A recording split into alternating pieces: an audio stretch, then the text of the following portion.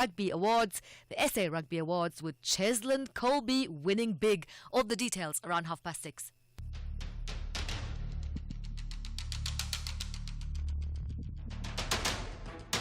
The Morning Brief with Thulasizwe Simelane. Weekdays, Monday to Friday, 6 to 9 a.m. The Morning Brief with Thulasizwe Simelane. Weekdays, Monday to Friday, 6 to 9 a.m. It's just gone 8 minutes after 6. Good morning and welcome to it, the Friday edition of the Morning Brief here on SAFM. I'm Thulasizwe Simelane and I'm here to deliver your morning brief. Come, let us spend the next 3 hours together informing and engaging each other and sharpening each other's perspectives on the key issues of the day.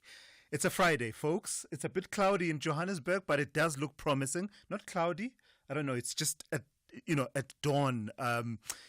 It looks like it will be a good day. But of course the weather making news for all the wrong reasons in other parts of the country. We will give you a weather update today, and as I always say, where there are those warnings, especially where those that are described as impact-based warnings from the Weather Service, I urge you to pay particular attention to those, and we always make sure that we prioritize those. Yesterday was just another example of when the South African Weather Service gave extensive impact-based warnings, particularly for KwaZulu-Natal, and in the end, unfortunately, that situation turned out and played out exactly as they had predicted. So that's coming up in the next few minutes. But in terms of the content on this show, the discussions we are going to have, up is down, down is up, left is right, right is left. Can that be said of the global order today? There's no doubt that the global order is in a state of flux as traditional alliances are being tested almost to the limit at the moment. As disruption and uncertainty grows in global and trade relations, blocs such as the European Union and countries like South Africa are seeking to strengthen new partnership and find new trade relationships and, new pathways of collaboration and cooperation. On the same day that Donald Trump described the EU, traditional allies of the United States, as, quote, the most hostile and abusive taxing and tariffing authority in the world, end quote, and threatened them with 200% tariffs on all EU zone originated wines, champagnes and other alcoholic products, EU leaders are cozying up to South Africa, itself a country in the US president's crosshairs. So we'll have full reporting and analysis for you coming up in the second hour of the first EU-South Africa summit to take place since 2018. So that conversation is coming up in the second hour just after 7 a.m. Then we'll tell you the story. Giving pupils homework, young people, giving them homework as a form of reinforcing concepts learned in class. That is something that teachers do without thinking much about it. It's a common teaching method applied daily in schools across the country. And I know a lot of parents complaining about the amount of homework, the complexity of the homework, and how they are now feeling like they are part of doing the homework themselves. But let's face it, getting children to do their homework can be a bit of a tall order. Often requiring parents to threaten, cajole, beg, bargain, and sometimes give ultimatums before the homework gets done.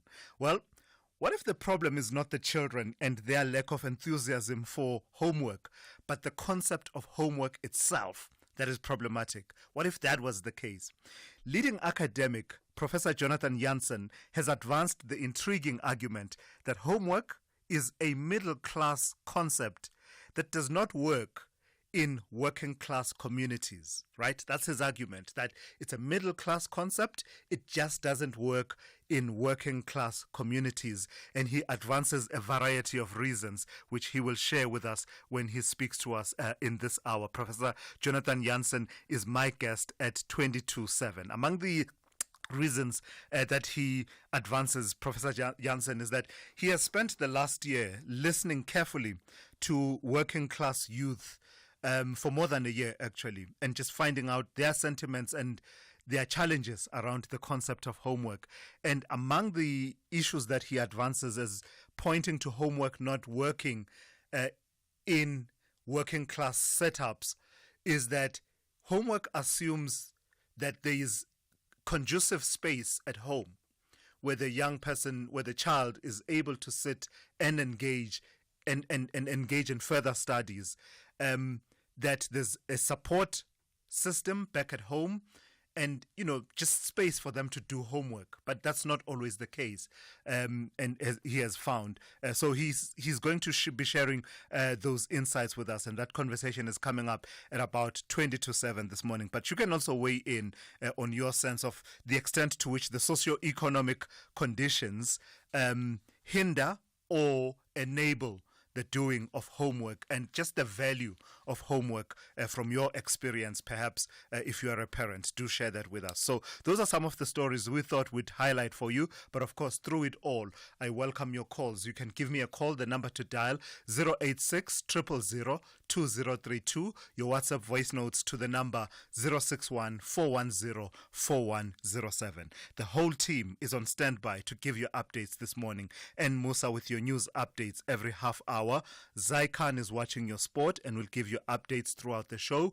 And Rob Byrne with your traffic updates as well every 15 minutes or so. And then we have Ndauleng Lechela with your business, economics and market updates throughout the show, as well as Sipho Mantula just before 8 a.m. with your Africa update.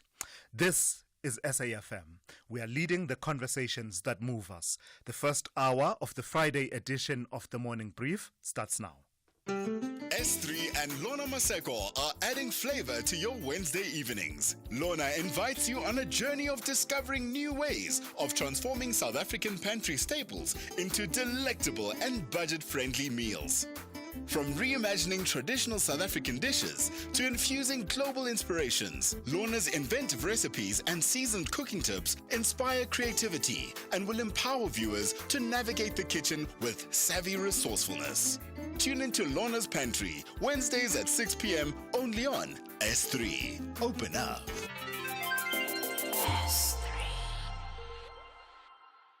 South Africa's domestic 50-over cricket competition, the One Day Cup, hits fever pitch this week with the final set for Sunday 16 March at Bolland Park in Paarl.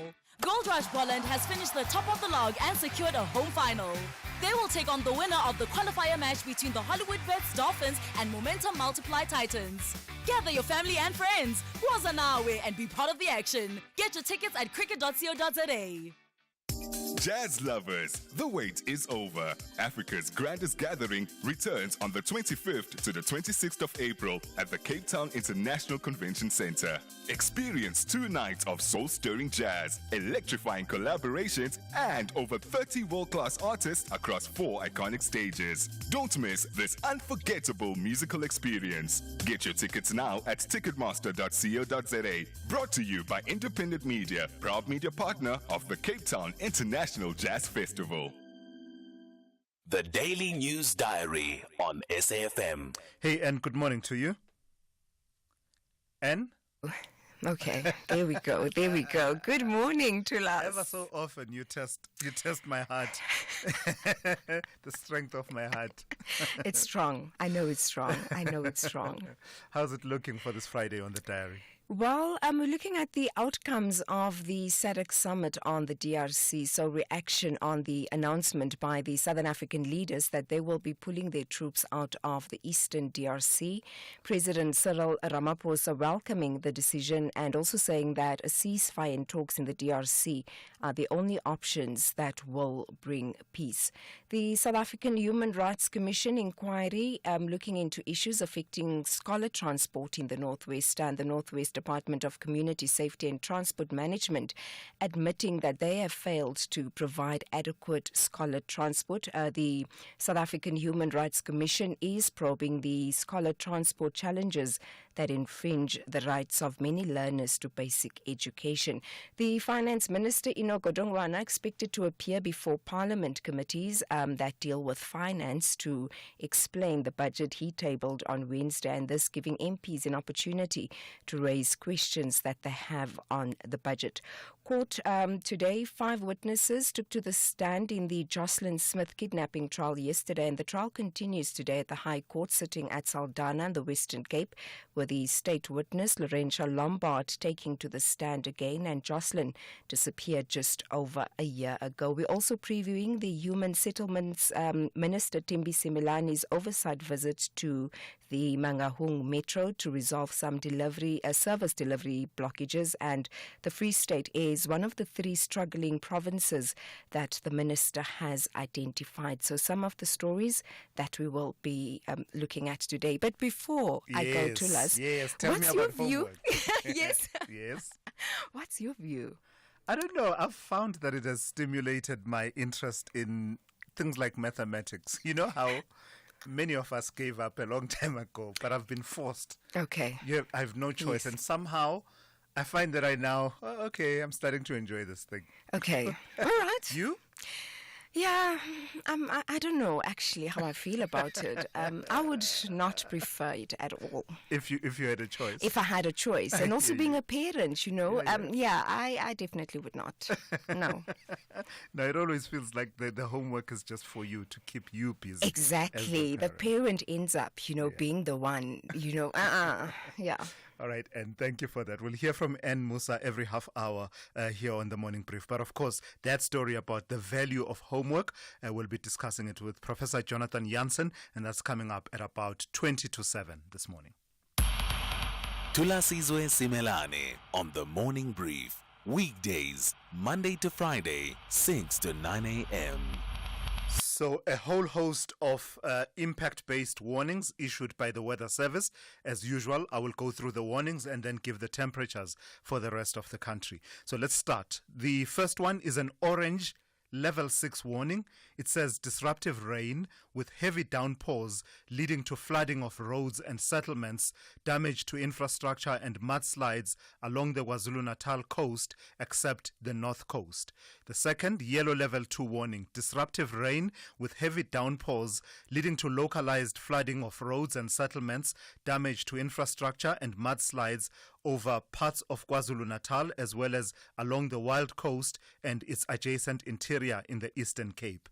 Yellow level 2 warning, severe thunderstorms with heavy downpours resulting in localized flooding of susceptible roads and settlements, strong damaging winds, excessive lightning and small hail, and that is possible over the central and southeastern parts of the Northern Cape as well as southwestern and southern parts of Limpopo. A yellow level 4 warning, it says wind and waves leading to difficulty in navigation at sea, and that is expected between Table Bay and Plettenberg Bay. And finally, a yellow level 2 warning for wind and waves leading to difficulty in navigation at sea, expected between Plettenberg Bay and Mazippa Bay. So let's give you the rest of the weather, the temperatures for the rest of the country. Pretoria, 17 to 25. Johannesburg, 15 to 23. Mbombela 18 to 24, Polokwane 17 to 23, Mahikeng 16 to 27, Bloemfontein 16 to 27, Kimberley 17 to 27, Uppington 22 to 31, Cape Town 21 to 34, George 18 to 22, Gqeberha 17 to 20, East London 18 to 20, Durban 21 to 24, Richards Bay, if you just give me a second, 22 to 25, and finally Pietermaritzburg 15 to 22. Think bigger than just a banking partner. Think a team of specialized experts supporting you to make better financial decisions to enable your growth aspirations. Think a strategic partnership providing indispensable advice to help you make the right moves. Think bigger. Think Nedbank Commercial Banking. For more information, visit nedbank.co.za. See money differently. Nedbank. We're a licensed FSP and registered credit provider. Who will rise in the Hollywood Bets Pro Series, where the top 8 women's cricket teams face off against each other to lift the inaugural Hollywood Bets Pro 50 and Pro 20 trophies? Local pride is at stake with the log table taking shape. Waza nawe! Get down to a stadium near you and show your support. Visit cricket.co.za for more information. Entrance to Hollywood Bets Pro Series matches is free. South African Library Week is here from 17 to 22 March 2025, celebrating 24 years of libraries driving literacy, education, and community growth with the theme Libraries for Sustainable Communities. The week will be officially launched on the 14th of March at Zanani Community Hall in Makhado, Limpopo. Join the celebrations at your public, academic, school, and special libraries across the country. Follow Liasa's website and social media pages for all updates. Brought to you by Liasa, the Library and Information Association of South Africa, appreciating our partners, sponsors, Department of Sport, Arts and Culture, EBSCO, Makhado Municipality, Ndende Technologies, National Library of South Africa, Sabinet, and UKS. Hashtag SALW 2025. Hashtag We Are Sustainable. Worldview Update, bringing you closer to international or global news. 23 minutes after 6, Russia is reporting major gains in the Kursk region, claiming to have pushed Ukrainian forces out of key positions after more than 7 months of conflict in that region. Russian troops are now clearing remaining Ukrainian strongholds after seizing several settlements, including Sudza. However, Ukrainian forces, led by top commanders, continue to mount strong resistance. Let's speak to Stephen Gruzd, who is the head of the Africa-Russia project at the South African Institute of International Affairs. Good morning to you, and thank you for your time this morning. So this activity, bolstered by the Russian president himself, walking the Kursk region to shore up and to really rally the troops, happens at a time when there's also a stepping up in as far as negotiations are concerned. Is it surprising that the two are happening almost simultaneously, stepping up the effort in Kursk, which has to do with, territory that had been seized by the Ukrainians, while at the same time the real conversation about a possible truce is gaining momentum? Yes, good morning. It's not uncommon. For example, when the African peace delegation went to Russia and to Ukraine, Russia was on that day bombing Kiev. What they're trying to do is really destroy the Ukrainian forces in Kursk, which is important to know, on Russian territory. It's not inside Ukraine, it's inside Russia, which Ukraine was hoping to use as a bargaining chip. My sense is that the Russians are making a big effort here to clear out that region and to recapture it before going into negotiations. But the pressure to go into negotiations is big, so they have to move fast. And as you say, the Ukrainians are resisting heavily. But no, it's not unusual just before negotiations begin for there to be a flurry of military activity. So with Ukraine being pushed and pressed in the Kursk region, where does that leave them in terms of territory gains and territory losses? And how do those then end up featuring in the negotiations, given, for instance, what we know the position of Donald Trump is around what compromises Ukraine may have to make as far as territory is concerned? Yes, going into Russia and taking the Kursk region or some of the Kursk region was definitely seen as a bargaining chip, as a card to play in the eventual negotiations. If that's taken away, it really weakens the Ukrainian position much more. As Mr. Trump said to Mr. Zelensky, you don't hold any of the cards. You're not holding the cards. Russia holds the cards. So it's quite significant, and I think that the Ukrainians will resist as long as possible and try and hold on to that territory, because otherwise it's another point of leverage that's given to the Russians, and the Ukrainians will be negotiating from a very weak position. And then let's talk a bit about what we know. How much do we know about the outlines of the proposed 30-day ceasefire, now that we've heard from both leaders, Volodymyr Zelensky and Vladimir Putin, about their desire and, them being amenable to that concept of a 30-day ceasefire? But do we know what it would entail? We don't have too many details, no. The Russians have said that they are. Well, they haven't quite agreed, and they've said that the ceasefire would give Ukraine time to regroup. This is often something you hear when countries are contemplating going into negotiations.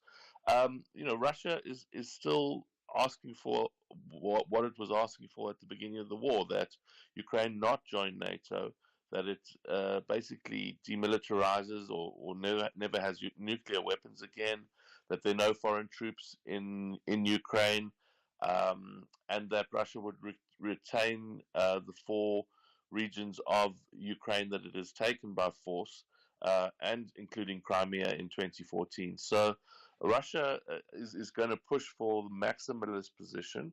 Ukraine's being squeezed, definitely by the Americans, and they, at the very least, would want security guarantees that another war would not happen in 2 years or 5 years, and the U.S. has been very reluctant to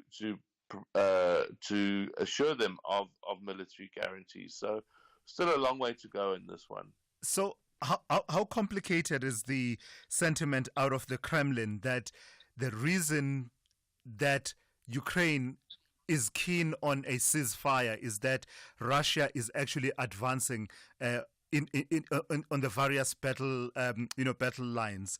How complicated would that make the conversation around getting to a ceasefire and perhaps a peace deal between the two nations? The sense that I'm winning this war, then why should I be negotiating? You only want to negotiate because you are losing. Yeah, that's right, and it does appear that after 3 years, Russia is finally taking the ascendancy if we look at what's happening in Kursk. But remember, the battlefield has a 1,000-kilometer front, and it looks a little bit like World War I, with both sides dug in trenches and firing artillery.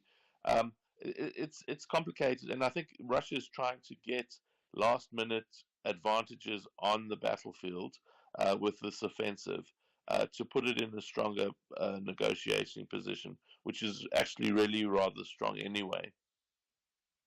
All right, I've got to thank you for your time this morning. That is Stephen Cruz, who's the head of the Africa-Russia project at the South African Institute of International Affairs, just reflecting on some of the latest developments coming out of the Russia-Ukraine conflict, following, of course, that media briefing that was addressed by the Russian president, addressing the issue and the situation around Kursk region, as well as the prospects of a 30-day ceasefire that has been proposed, largely led by the United States.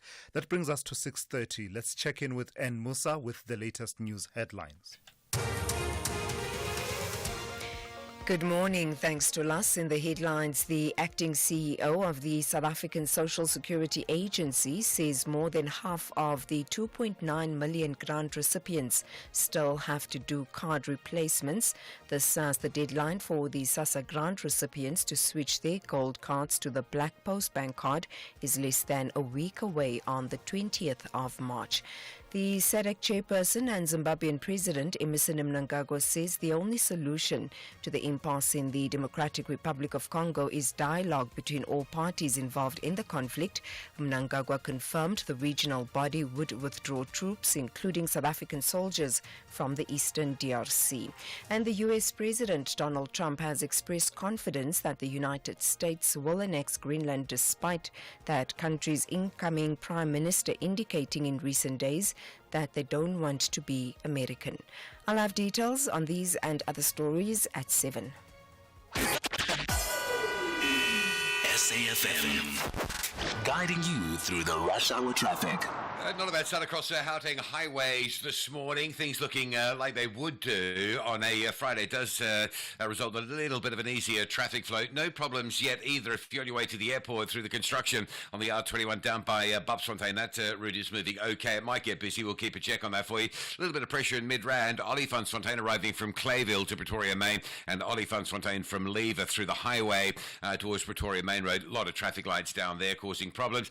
Durban, pockets of flooding. Service surface water, debris, fallen trees, mud, dirt, that sort of stuff after a major storm that moved through the eThekwini region overnight last night. Just take it nice and easy. Also, just keep an eye on the forecast. There is more rain expected into the region across the course of the day as well.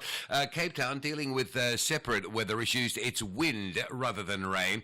Strong winds across the viaduct section on the N1 has closed the Huguenot Tunnel to truckers and high-sided vehicles. Those vehicles will be diverted via the De Toys Kloof Pass. Baden-Powell is closed at Monmobisi, and it's closed at Coastal Park, which is between Strandfontein Road and Capricorn Circle on the Muizenberg side. There's a lot of pressure in the Strandfontein, Lotus River, Pelican Park areas. Motorists divert up into that region off that Baden-Powell closure from Strandfontein. And Chapman's Peak Drive, a short time ago, recording wind speeds over 50 kilometres an hour. Chappies is being closed overnight and remains closed at this hour due to those strong winds as well. Rob Byrne, SAFM Traffic. This is SAFM Sport with Zai Khan. Good morning to you, Zai. So let's start with 2026 World Cup qualification. The calculators that that usually come out are not out yet. We're still okay. Yeah. Bafana's fate is very much still in their hands. Yes. 6 points, 2 games. Against the mighty Lesotho. Yeah. And mighty the Benin. mighty footballing nation of Lesotho. Feels like we're playing our cousin. But anyway, this is not a family-friendly match at all. According to coach Hugo Broos, he isn't mincing his words. 6 points is the only target, okay? South Africa facing Lesotho in Polokwane, and that's on Friday, the 21st of March, before heading to Ivory Coast for a clash with Benin. With Percy Tau and Lyle Foster back in the mix, the team is looking stronger. Bruges, however, warning mentality will be key, not just talent. Bafana are currently second in their group, level on points with Rwanda, but only one team will secure automatic qualification.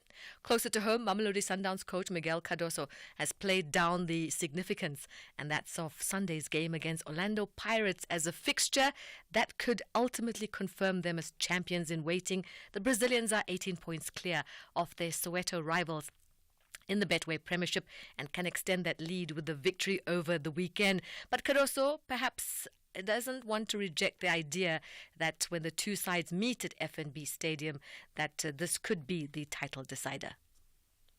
How I see the championship from the very beginning, from the very first moment I arrived here, is that this is a championship where teams can lose points in any game. You can lose points at home against any opponent, and you can lose points away against any opponent. So whatever happens in this match, believe me that the approach I will have will be the same exactly one that I've been having until now, with the big responsibility for the next match, the next after this one, because it will be always 3 points in question, and if people don't think about the next match, then you can be in trouble.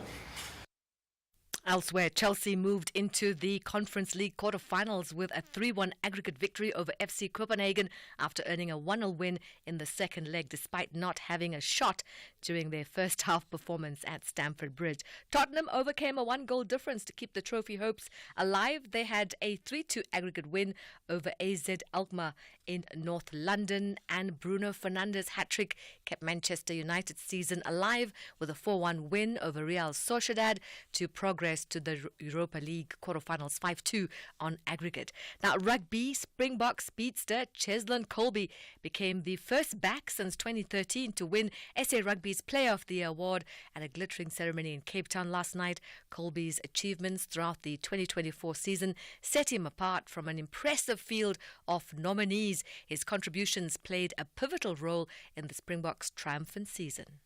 Didn't expect it, to be honest, but just growing up, seeing all the players that's gotten to lift this award, it's obviously given me through my career also that kind of motivation to hopefully lift it up one day. And 2024, yes, it's my name that will be there, but that's not the case. It's a team effort, and I just want to thank my teammates, the coaching staff, for believing in me and giving me an opportunity to represent my country. And And the Springboks and Rassie Erasmus were named Team and Coach of the Year, respectively.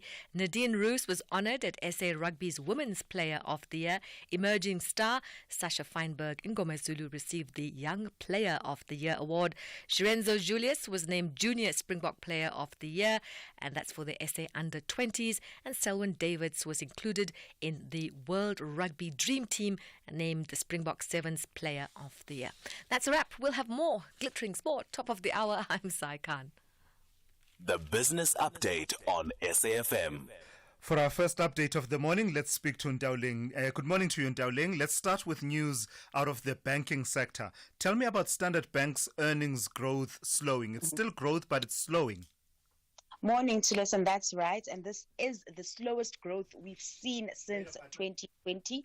But markets didn't fret as the group's share price made gains. Now, the lender has pointed to a strong balance sheet, lower credit impairment charges, and a good showing from its insurance and asset management division as factors fueling earnings growth. For the full year period, Standard Bank reported a 4% rise in profits. Now, while this was in line with expectations, it was lower than its peers, with First Rand, Absa, and Nedbank delivering earnings growth of about 10% this reporting period. Now, I spoke to a banking analyst from Ashburton Investments, Daniel Masvos-Vera, and he said the numbers from Standard Bank aren't anything to worry about as the return on equity remains elevated.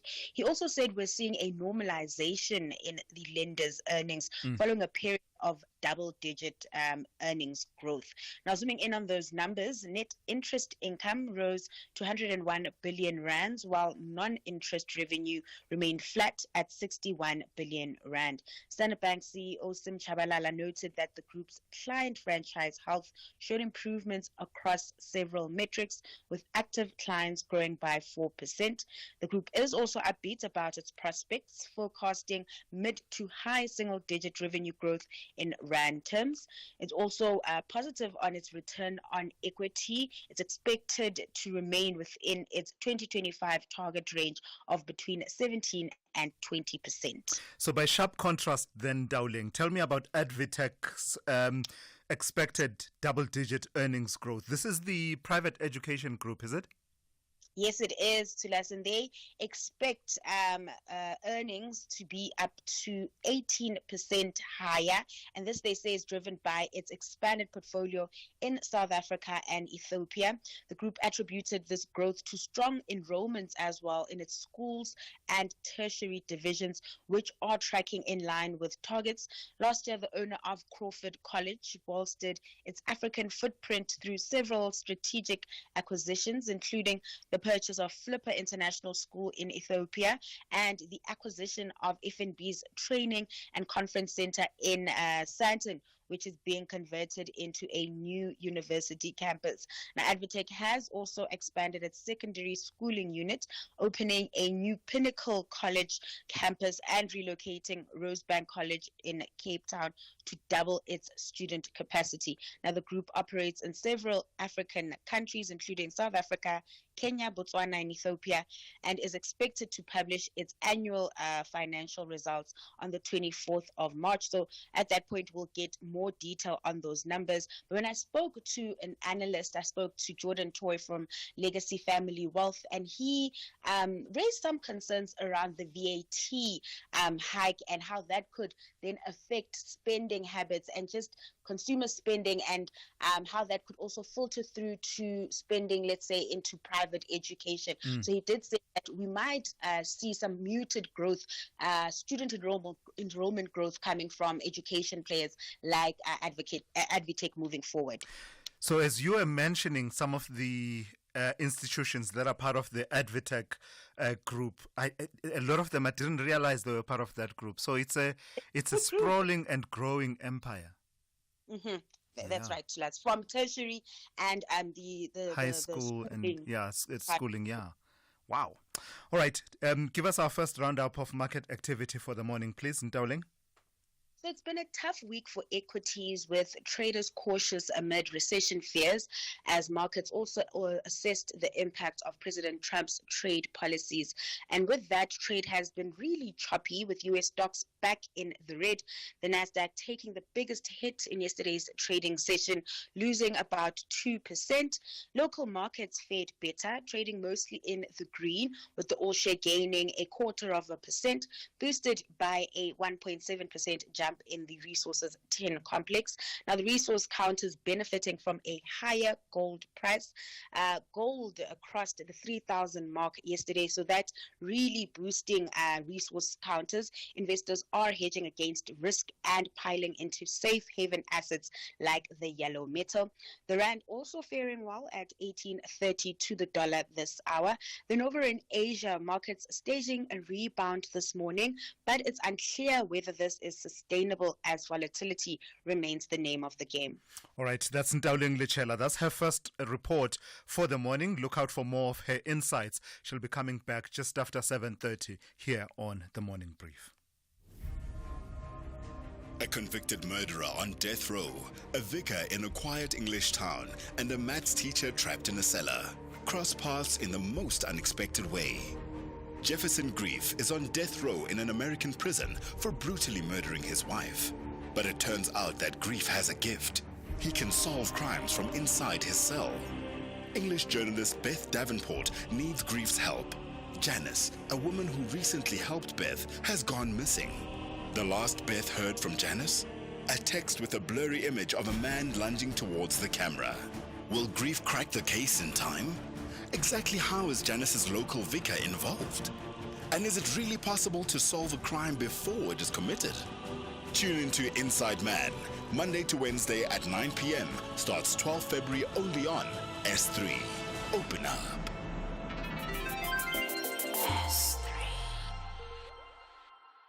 My name is Blade Nzimande, Minister of Science, Technology and Innovation. No nation can hope to achieve its development goals without meaningful investment in science, technology and innovation. To enable this, we need a responsive and transformed national system of innovation. From the 13th to the 14th of March 2025, the Department of Science, Technology and Innovation will host the inaugural National System of Innovation Summit. The summit seeks to accelerate the transformation of our national system of innovation with the view of making it more responsive to our national priorities and developmental goals. The Department of Science, Technology and Innovation, making it possible.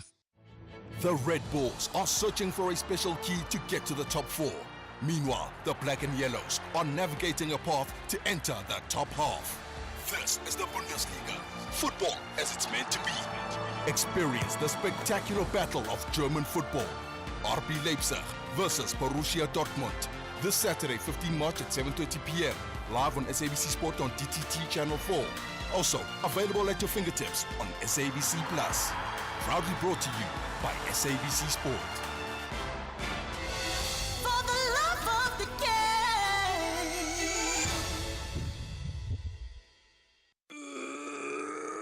Honey, what are you doing? I'm stretching for tonight. I thought you're not dancing at bachelorette parties anymore. Baby, we need the money to put Johnny through matriek mos. And what's the police uniform for? The clients feel safer when I wear it. No, man, just sell your bucky to We Buy Cars. They give the best prices and they pay you within minutes. Okay, but can I just go and dance one more time, please? You know how much I love it. No, the buyer's already on his way here. Wow, okay. Strapped for cash? Just sell your vehicle to We Buy Cars. The easiest way to sell your car by far.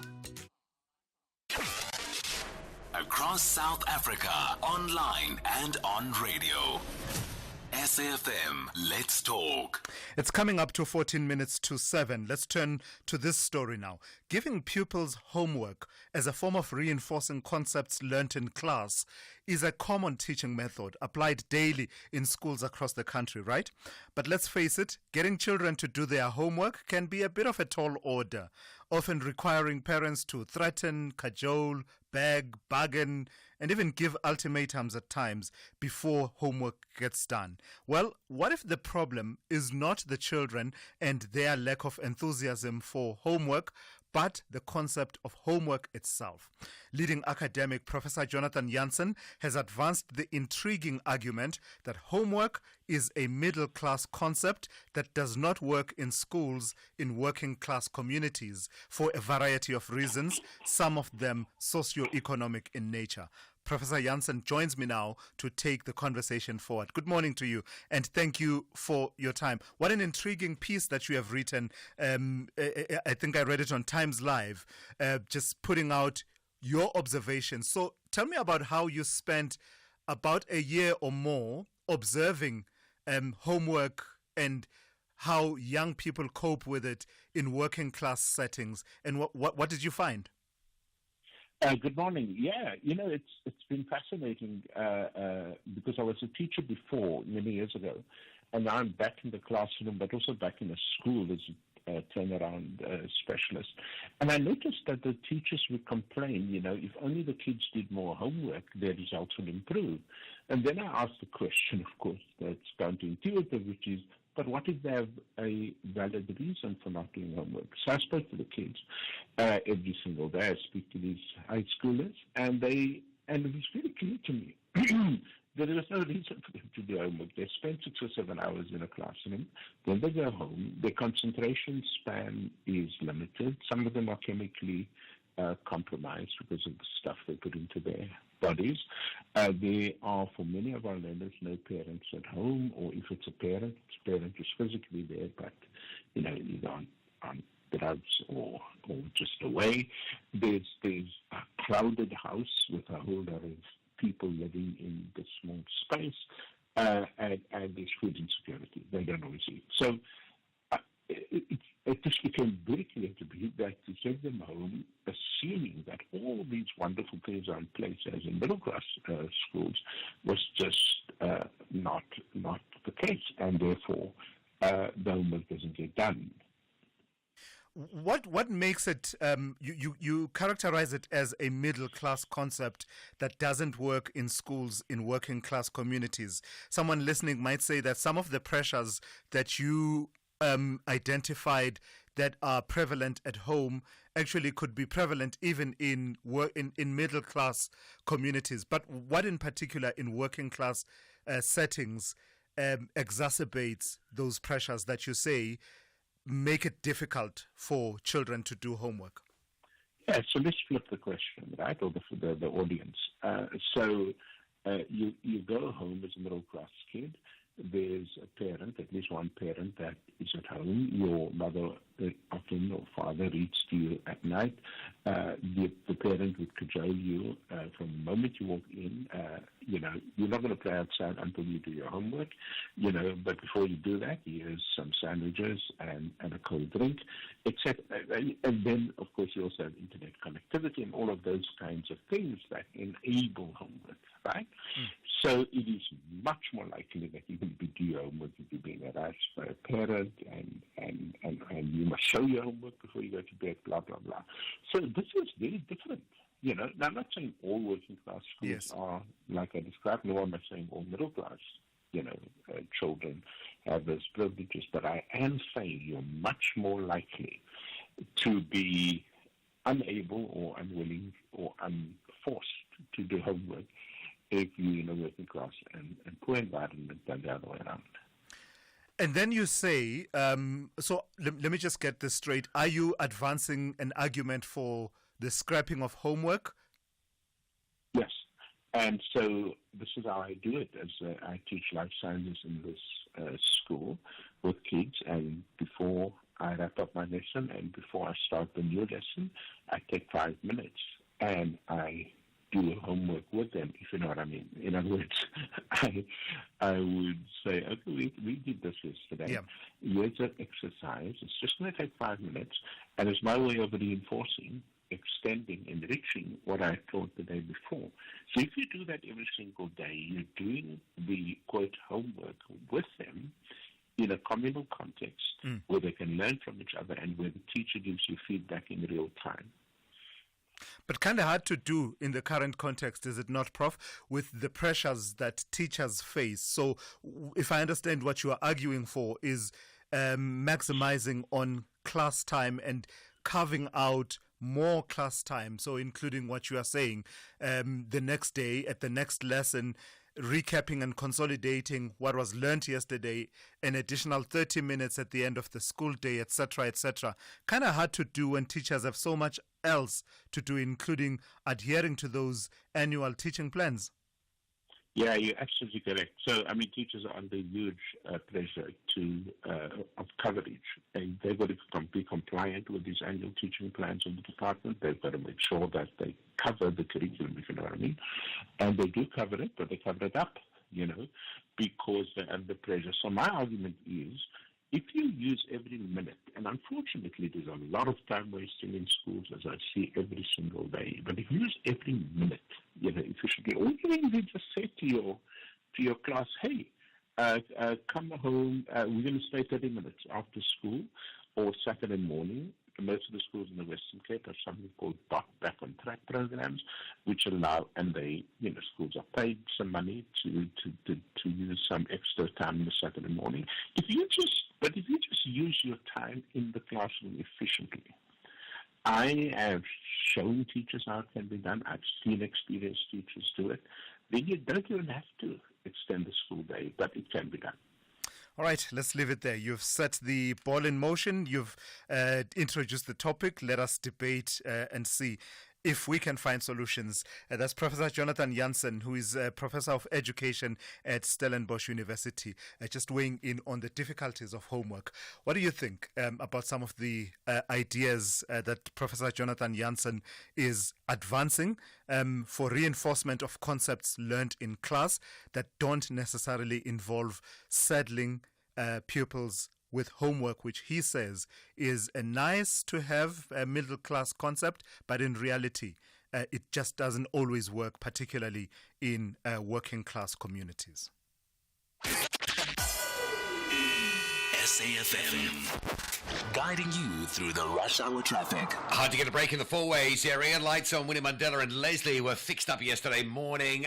They're down this morning. So because they were working yesterday morning, there's no pointsmen that have been deployed there this morning. So it's a real sort of double whack. No pointsmen. Lights have failed again this morning. Winnie Mandela and Leslie. That's a long-term trouble spot, but it is heavy. Big backlogs coming out of four-ways and some delays getting off the highway, getting up into four-ways as well. Main Vidcop and that side of four-ways always heavily backed up, and again this morning without traffic lights. Lights are also off coming out of Rampark Ridge on Easterhout at Rampark Drive. That is very slow, and tons of lights, almost all of them out between Lanseria and Stratham Park. So just pockets of delays all the way through on Malabongwe. Collision N1 South at Buccleuch. Delays pushing back through the Buccleuch interchange. Take it easy around Durban. We are seeing wet and slippery road surfaces, although the rain has stopped. There was so much of it last night. A lot of debris, some fallen trees, branches, mudslides, rocks, stones, that sort of stuff. So just take it nice and easy this morning. There is some queuing pressure on the M7 again today, going up into Pinetown queues towards the N3 highway. And Cape Town, a lot of closures due to wind. Chapman's Peak Drive is closed until further notice. Baden-Powell closed, Strandfontein to Muizenberg. It's also closed at Monwabisi, Sandy Corner, and the Huguenot Tunnel closed to high-sided vehicles. If you're driving a truck in or out of Cape Town, you'll be diverted over to Toys Kloof Pass in a bit of congested traffic condition as well. That closed due to the high winds at the viaduct section. Rob Byrne, SAFM Traffic.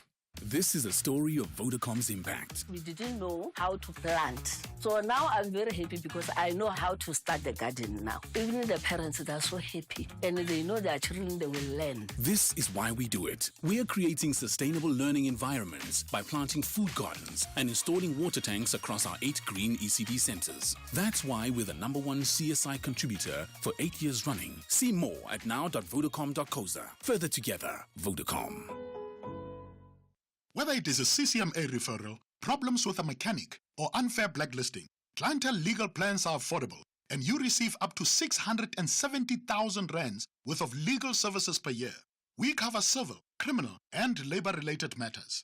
Our legal team will be your support 24 hours a day. SMS SAFM to 32195. That's SAFM to 32195. Clientele General is an authorized FSP and a licensed non-life insurer. T's and C's online. Standard rates apply. Thulasizwe Simelane on the Morning Brief. Weekdays, Monday to Friday, 6 to 9 a.m. Don't sell your properties. That's the Tshwane Mayor Nasipi Moya's warning to beneficiaries of government housing programs. She was overseeing the completion of more than 400 houses in Olivenhout Bosch Centurion. Moya has stressed that selling these homes and returning to informal settlements threatens the value of title deeds and property ownership. Let's speak now to Aaron Maluleka, who is the Tshwane member of the mayoral committee responsible for human settlements. Good morning to you and thank you for your time. So not only in Olivenhout Bosch, I understand that this is a phenomenon that you have identified and picked up as being problematic in various parts of the city. How big of a problem is it, the selling of RDP houses before the expiry of the 8-year period that is mandated? Good morning to you, Thulasizwe, and your listeners. You are correct in how you then prefaced your question with regards to RDP houses and what the mayor has delivered with regards to the opening and the launch of Olivenhout Bosch. If you look at the mushrooming of informal settlements, government has taken a stance to ramp up human settlement by providing what we call service stands. And we are in partnership with Gauteng government to provide top structures, which are your RDP houses. But then what we have observed is that when you have an informal settlement and they mutate across urban centers, that when you then get and register people, give them, you are then in the process of issuing title deeds. Those that do not qualify, they mutate to move to other areas, start the new informal settlements. But something which is very unfortunate is when we issue RDP houses, then people sell them either to foreigners for spaza shops or to other people, and they move to a new informal settlement. That has resulted in Tshwane having over 500 informal settlements since 2020. And it's very unfortunate because of it. It has wiped away our fiscus because we have an obligation to provide rudimentary services. That it's your chemical toilets, must provide water tankers, which it's a big challenge for every municipality. If you look around Gauteng, that the informal settlements have grown, but what is unfortunate is that people want to sell their RDP houses, which is a grant for people that can't afford to build on their own or to get a bond. What force and effect does a sale occurring outside of the boundaries of the Housing Act before the expiry, as I said, of the 8 years, what force and effect does it have? Is it actually a sale, or is it just an exchange of money and someone else then moves into the house? But technically, it's not really a sale because there's no real transfer of the ownership of that house. You're correct. Then what they do, they will then go to a police station and have an affidavit that this property is exchanged from Thulasizwe to Aaron, and the ownership, somebody takes over. But when you look at estates and these people pass on, their kids come to the office and say, my mother had a house. We are from KwaZulu-Natal or Eastern Cape. Our mother had a house in Gauteng. We have a title deed in the house. We want that house. The government must then chip in and try to resolve such issues. Therefore, there are many people that today they will tell you that my house was issued. I don't have that house. But when you follow up on those stories, you'll find out that people have exchanged money just for exchange of these houses to new owners that come into the urban space and want to have opportunities of human settlement. And it's a challenge for us that we're dealing with. But government is forced to put its hand to intervene because kids that are remaining in that family house need government intervention to house them. Because there's got no alternative. It's a big challenge for us to then deal with housing, and we can't allow people to sell their houses because this is a grant meant to alleviate poverty, but also to give generational wealth through title deeds and ownership of these houses. All right, let's leave it there for this morning. That is Aaron Maluleke, who is the Tshwane MMC for Human Settlements. Let's check in now with N. Musa with the latest news. Outsurance will go out of their way to try and save you money on your car insurance. If they can't, ask for 500 Rand. SMS out to 30754. Now that's good news.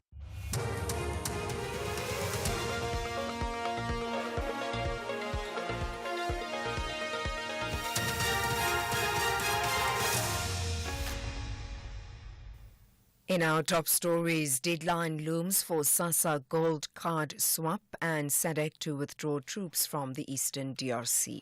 Good morning. The acting CEO of the South African Social Security Agency, Themba Matlows, says more than half of the 2.9 million grant recipients still have to do card replacements. This as the deadline for beneficiaries to switch their gold SASSA cards to the black Postbank card is less than a week away on the 20th of this month. During an information session in Cape Town last night, the agency said it's assisting Postbank. Postbank has made a commitment that it will register all eligible beneficiaries. Matlows says the target remains that all grant recipients would have swapped to the black card by the deadline. But we are very confident, if you look at our plans, that before the March 20th, we will have at least swapped quite a number of them. But like I indicated there, that with Postbank, we've agreed that they should actually invoke their cardless solution that they've promised, that even if at the 20th of March, we have not migrated a number of them. So there will still be people that receive their money through the cardless solution. The SADC chairperson and Zimbabwean President Emmerson Mnangagwa says the only solution to the impasse in the Democratic Republic of Congo is dialogue between all parties involved in the conflict. He says the extraordinary meeting held virtually on the security situation in the eastern DRC also made a decision to merge the Luanda and Nairobi peace processes to find a lasting solution to the conflict. Mnangagwa confirmed the regional body would withdraw troops, including South African soldiers, from the eastern DRC.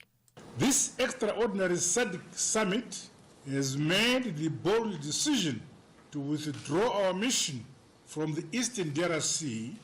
The withdrawal of some DRC notwithstanding, our august regional body will remain seized with the political and security situation in eastern DRC. We must speed up the implementation of the decisions made during the joint SADC-EAC meeting. The ANC has lashed out at the DA for being against half a percentage point VAT increase proposed by the Finance Minister Enoch Godongwana in his budget. The DA and other parties, including the EFF, MK Party and the ATM, say they will not support the passing of the budget. ANC Secretary General Fikile Mbalula says the DA promised to support the increase only if the ANC reviewed labour laws as well as the recently passed Basic Education Law Amendment Act and the Expropriation Act. Mbalula was speaking at a media briefing in Johannesburg. The DA seeks to use the budget process as leverage to renegotiate its role within the GNU, not because it has interests of the people at heart, but because it is determined to advance an agenda that prioritizes privilege over progress, which to us is blocking transformation. We know that the DA would have accepted 0.5% if we backtracked on transformation legislation like Bella Act, Expropriation Act, NHI. And in this particular instance, we don't think that those are policy matters that you must use the budget to basically block transformation. The Health Department says there's a significant departure of medical health practitioners for countries such as the United Kingdom, among others. Health Minister Aaron Motsoaledi was speaking in the National Assembly during an oral question and answer session. Motsoaledi was asked about the number of healthcare workers who are migrating to work in other countries. The issue of high rate of immigration of health practitioners is a global phenomenon. It's not a South African phenomenon, as many people would like us to believe. This migration is driven more by economic inequalities between countries than anything else. Unfortunately, the migration is unidirectional. It means it moves from least development countries to more development countries. It means it's just a matter of which country is richer than the other. And finally, U.S. President Donald Trump has expressed confidence that the United States will annex Greenland, despite the country's incoming Prime Minister indicating in recent days that they don't want to be American. Trump was speaking alongside NATO Secretary General Mark Rutte in the Oval Office. Well, I think it'll happen, and I'm just thinking, I didn't give it much thought before, but I'm sitting with a man that could be very instrumental. You know, Mark, we need that for international security, not just security, international. We have a lot of our favorite players, cruising around the coast, and we have to be careful. And we'll be talking to you. It's a very appropriate, really a very appropriate question. Recapping the top story, the acting CEO of the South African Social Security Agency, Themba Matlow, says more than half of the 2.9 million grant recipients still have to do card replacements. For SAFM News, I am Anne Musa. Those were the top stories for this hour. Don't miss out on a possible car insurance saving. SMS out to 30754 for a quote. Outsurance, where you always get something out. 50 Rand petrol won't get you anywhere nowadays, but Outsurance is still dedicated to saving you money on your car insurance.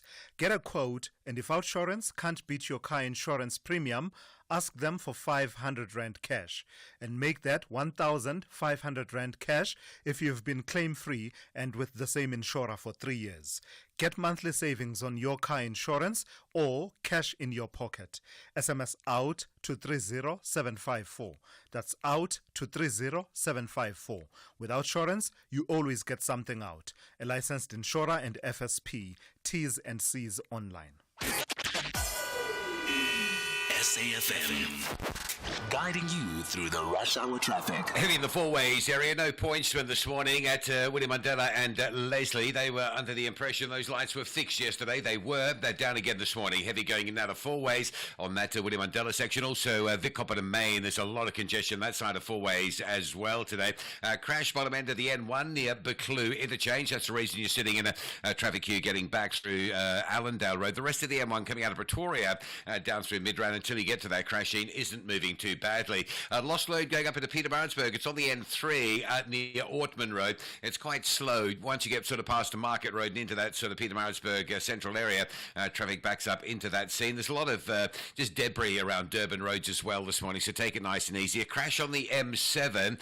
This is going away from the Bluff by Titran Road, and also the M7 South Coast road lights are still down this morning, so be a lot of delays there. Cape Town, we saw this yesterday afternoon leaving Stellenbosch. It's a problem this morning getting back in the R304 at Bottler Ray Road. There's obviously an issue there, and a lot of traffic in Strandfontein as motorists divert from two closures. Baden-Powell closed at Monmouth BC, Baden-Powell closed at Coastal Park, and in the middle, routes like Baden-Powell to Strandfontein, Spine Road through to Strandfontein, and Strandfontein up through Pelican Park, all very heavily congested. Rob Byrne, SAFM Traffic.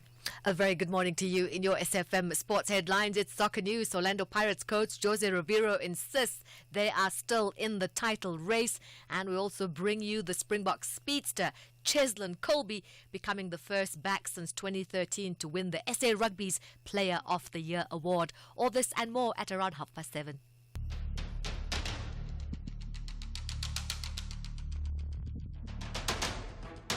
The Morning Brief with Thulasizwe Simelane.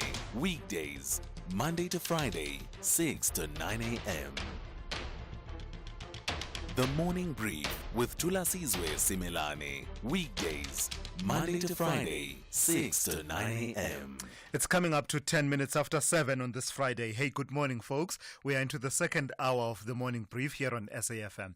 I'm Thulasizwe Simelane. It's great to be in your company this morning.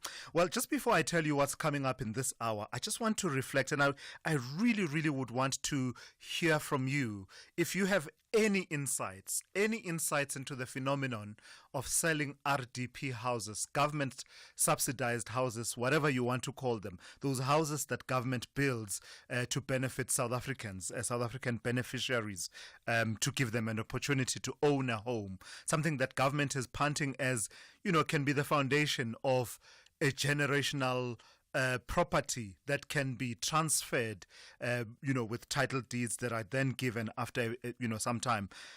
Do you have any insights of what's at play? I'm reflecting on the conversation I had at the end of the last hour with Aaron Maluleka, who is the Tshwane MMC for Human Settlements. The Tshwane Mayor, Nasipi Moya, worried and concerned about the phenomenon of beneficiaries selling their houses. You can sell your RDP house, as far as I understand, but that can only happen after 8 years of you having occupied that house, and that is in terms of the Housing Act.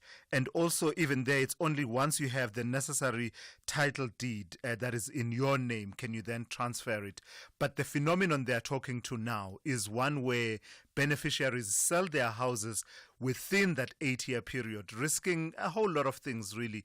Risking that title deed, but also risking possible criminal consequences because this is in violation of the law.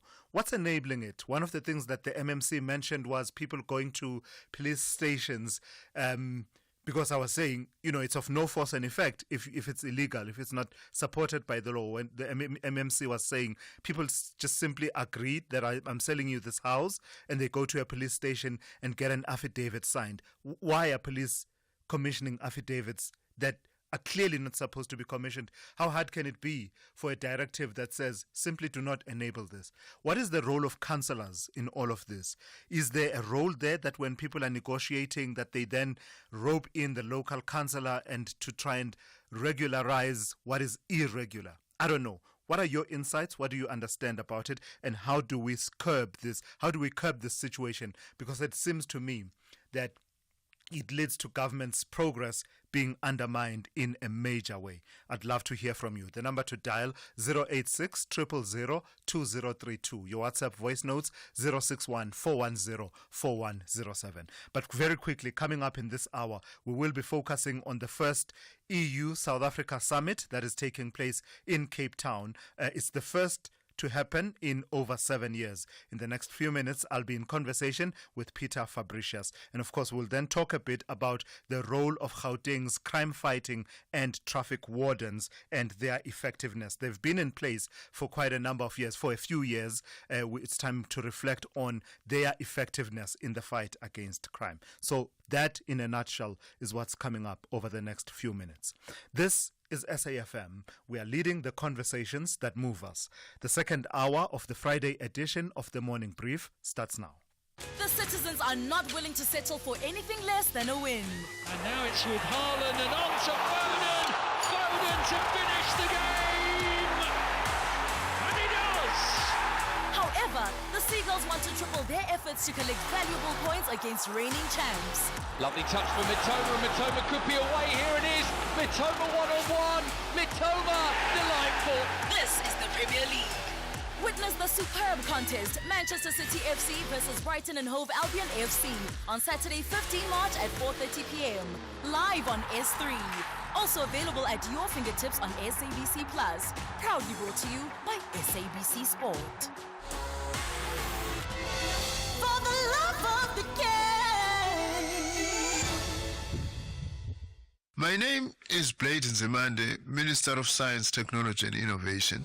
No nation can hope to achieve its development goals without meaningful investment in science, technology and innovation. To enable this, we need a responsive and transformed national system of innovation. From the 13th to the 14th of March 2025, the Department of Science, Technology and Innovation will host the inaugural National System of Innovation Summit. The summit seeks to accelerate the transformation of our national system of innovation with the view of making it more responsive to our national priorities and developmental goals. The Department of Science, Technology and Innovation, making it possible. The only talk radio morning breakfast show that makes sense. The Morning Brief with Thulasizwe Simelane. To this now, in his recent State of the Province address, the Gauteng Premier, Panyaza Lesufi, has hailed the appointment of the province's crime-fighting and traffic wardens, saying that that deployment, along with other interventions, such as the establishment of an air wing and panic buttons, are beginning to yield results in the fight against crime. Lesufi said the results are showing in what he called showed a drastic decline in major crimes in the province. However, the deployment of the wardens, known colloquially as amapanyaza, has been subject to much scrutiny, with their initial recruitment and training processes as well as their integration into existing crime-fighting units often questioned. Let's speak now to Sillo Maremane from the Gauteng Department of Community Safety. Good morning to you and thank you for your time. So just before we get into the effectiveness or otherwise of these crime and traffic wardens, just clarify for me, is there a difference between the traffic wardens and the crime-fighting wardens? And if there is, what is the difference? Good morning to us and to SA FM listeners. There is no difference between crime prevention warden and traffic wardens. These people are actually traffic wardens appointed in terms of an act of parliament called National Road Traffic Act. In fact, there are two enabling legislation. One is the Criminal Procedure Act. They are appointed in terms of Section 334 as peace officers to combat crime. And they are also appointed in terms of the road traffic crime to be able to direct and regulate traffic upon public roads. Now, the Criminal Procedure Act is the one that enables them to do crime prevention operations. So they are referred to as traffic wardens, but they do have the power to combat and prevent crime. That's not always been the case, though, has it? The foregrounding of their traffic fighting role. When they were introduced, we were foregrounding more their crime fighting, role in Gauteng. Am I correct in understanding that way? And what has brought that shift about? I mean, I noticed in the Premier's speech throughout they're referred to as traffic wardens. Is it because of certain difficulties that arose in as far as their integration into broader crime fighting units in the province?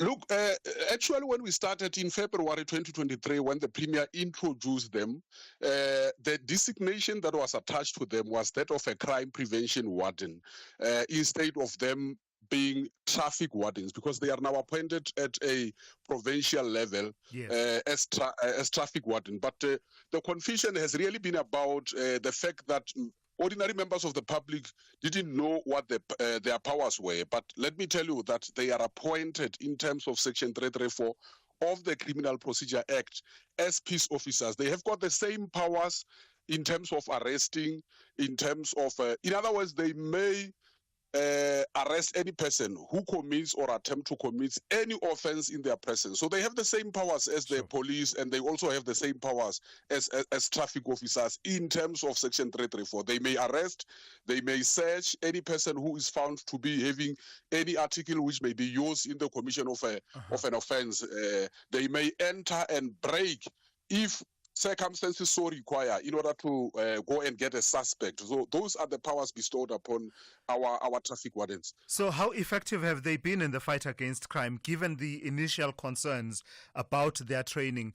Concerns shared not only by critics of the program, but also shared by people who had served as crime wardens, including those who were talking about, how their appointment was never really progressed beyond that of being people who are appointed and given a stipend, because they had been promised that at some point they would be substantially appointed and actually earn a salary and not just a stipend. I know it's a bit of a complex question, but I guess what I'm asking you is, how effective are they, and have the structural issues around their appointment and powers been addressed?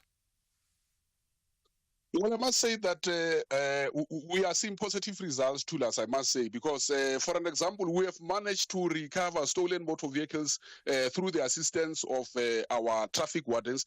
Remember, they are not working alone. They are working in cahoots with our traffic officials in the province. They are also working in cooperation with the South African Police Service and other law enforcement agencies. Even your private security companies are involved. So since we have introduced them, now you can imagine we've got about 8,890 traffic wardens spread across the province, in our townships, in our hostel, wherever statistics have shown us that crime is prevalent. We are trying to deploy them in large numbers. We have been able to crack serious cases such as cable theft, we utilize them to, to man critical infrastructures, such as your transformers and all of that. So we have seen positive results, I must say, that our crime is decreasing in our province. You could have even seen that when our provincial commissioner was releasing statistics in Gauteng, there were some reduction in some other areas, but it's through the assistance of our traffic wardens that we have been able to unlock all this. So 2 questions that came up recently on the show from our listeners. The first one is about the vehicles that they drive. Is it necessary for them to be driving around in those high-end luxury vehicles when an ordinary, police vehicle would do the job just as well?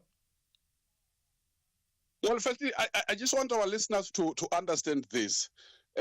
Some of these criminals are using high-powered vehicles where it is really necessary for us to chase them. Now, you can imagine if you are going to chase somebody who will be driving a BMW Series 5 Series with an old Golf 3, for an example, you are not going to be able to catch that criminal. So we are trying to match what criminals are doing. As for my department, we are not interested in the type of vehicles that they are driving. Our interest is we want to combat crime effectively. So if it means we must get high-powered vehicles, we will do so. Hence, we are even having helicopters to fight crime. We are trying to use the latest technology that we can advance in order for us to be able to arrest these criminals. And then the second question, and this is my final question to you, has to do with allegations of them engaging in overhanded approaches and even outright abuse in communities. Have you picked up that, and how are you dealing with it? Well, I must say we always encourage members of the public to notify us in case one of them is found to be committing any kind of misconduct, such as malpractices also, or even corruption.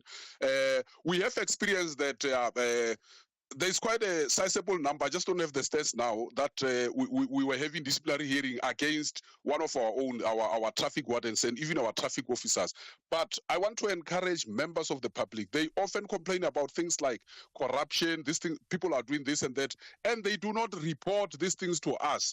They tend to perpetuate corruption. They know that these things are happening. Remember, these people are working in our communities because we cannot fight crime alone. We have to fight crime with our communities.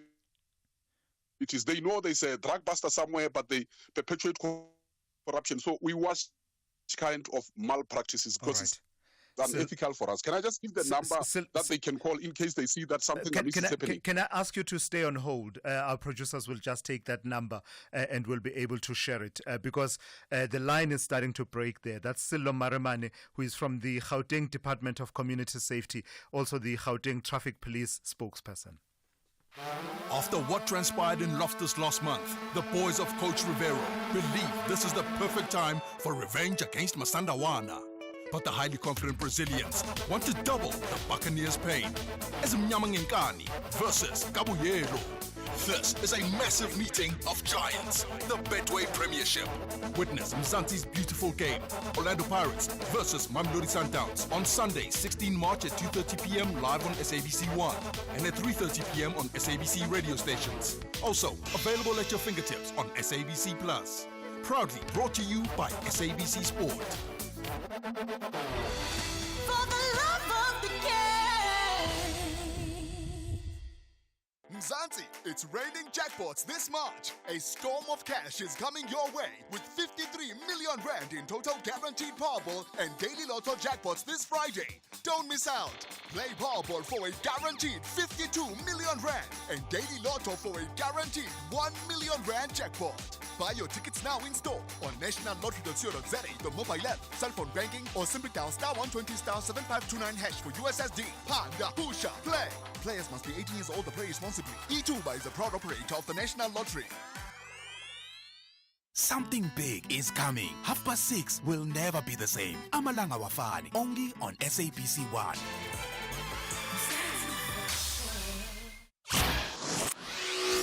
Thulasizwe Simelane. on SAFM.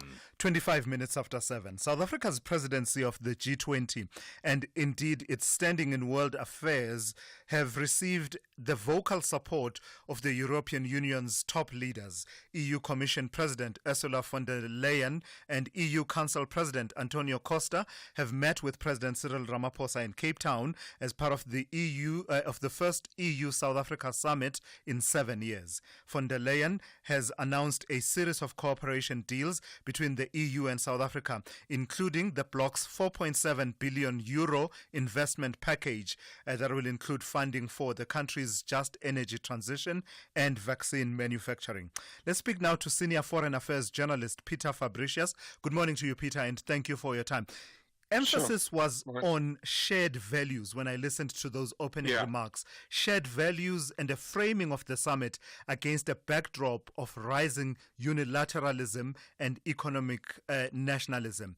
A lot was being said in those sentiments without it being said outrightly, wasn't it? Yeah, of course. I mean, the Donald Trump, you could always say, was the elephant in the room, never mentioned by name, but clearly implied a lot of the time, So tell me what is at stake here in this relationship. What are the EU's interests in cozying up in this way with South Africa, and what is South Africa's interest in this shake-up that we are seeing in global affairs?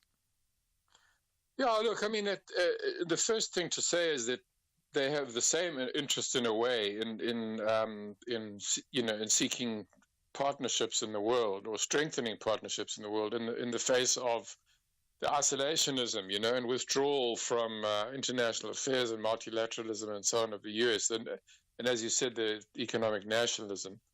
And one would have to say, though, that South Africa does get more out of this, obviously, because the EU is 27 major kind of developed industrial states, and so that relationship, I mean, it was already our most important if you aggregate it, and this adds to it. From the EU point of view, okay, so apart from South Africa is the only strategic partnership that the EU has on the African continent, but it's also important economically. It's the two-way trade and so on is important. And here also it was what is important for them is to seek, alternative sources of critical raw materials, for example. So it is a mutually beneficial relationship. I guess one would have to say that in balance it's more favorable for South Africa, but the EU is also strengthening its partnerships.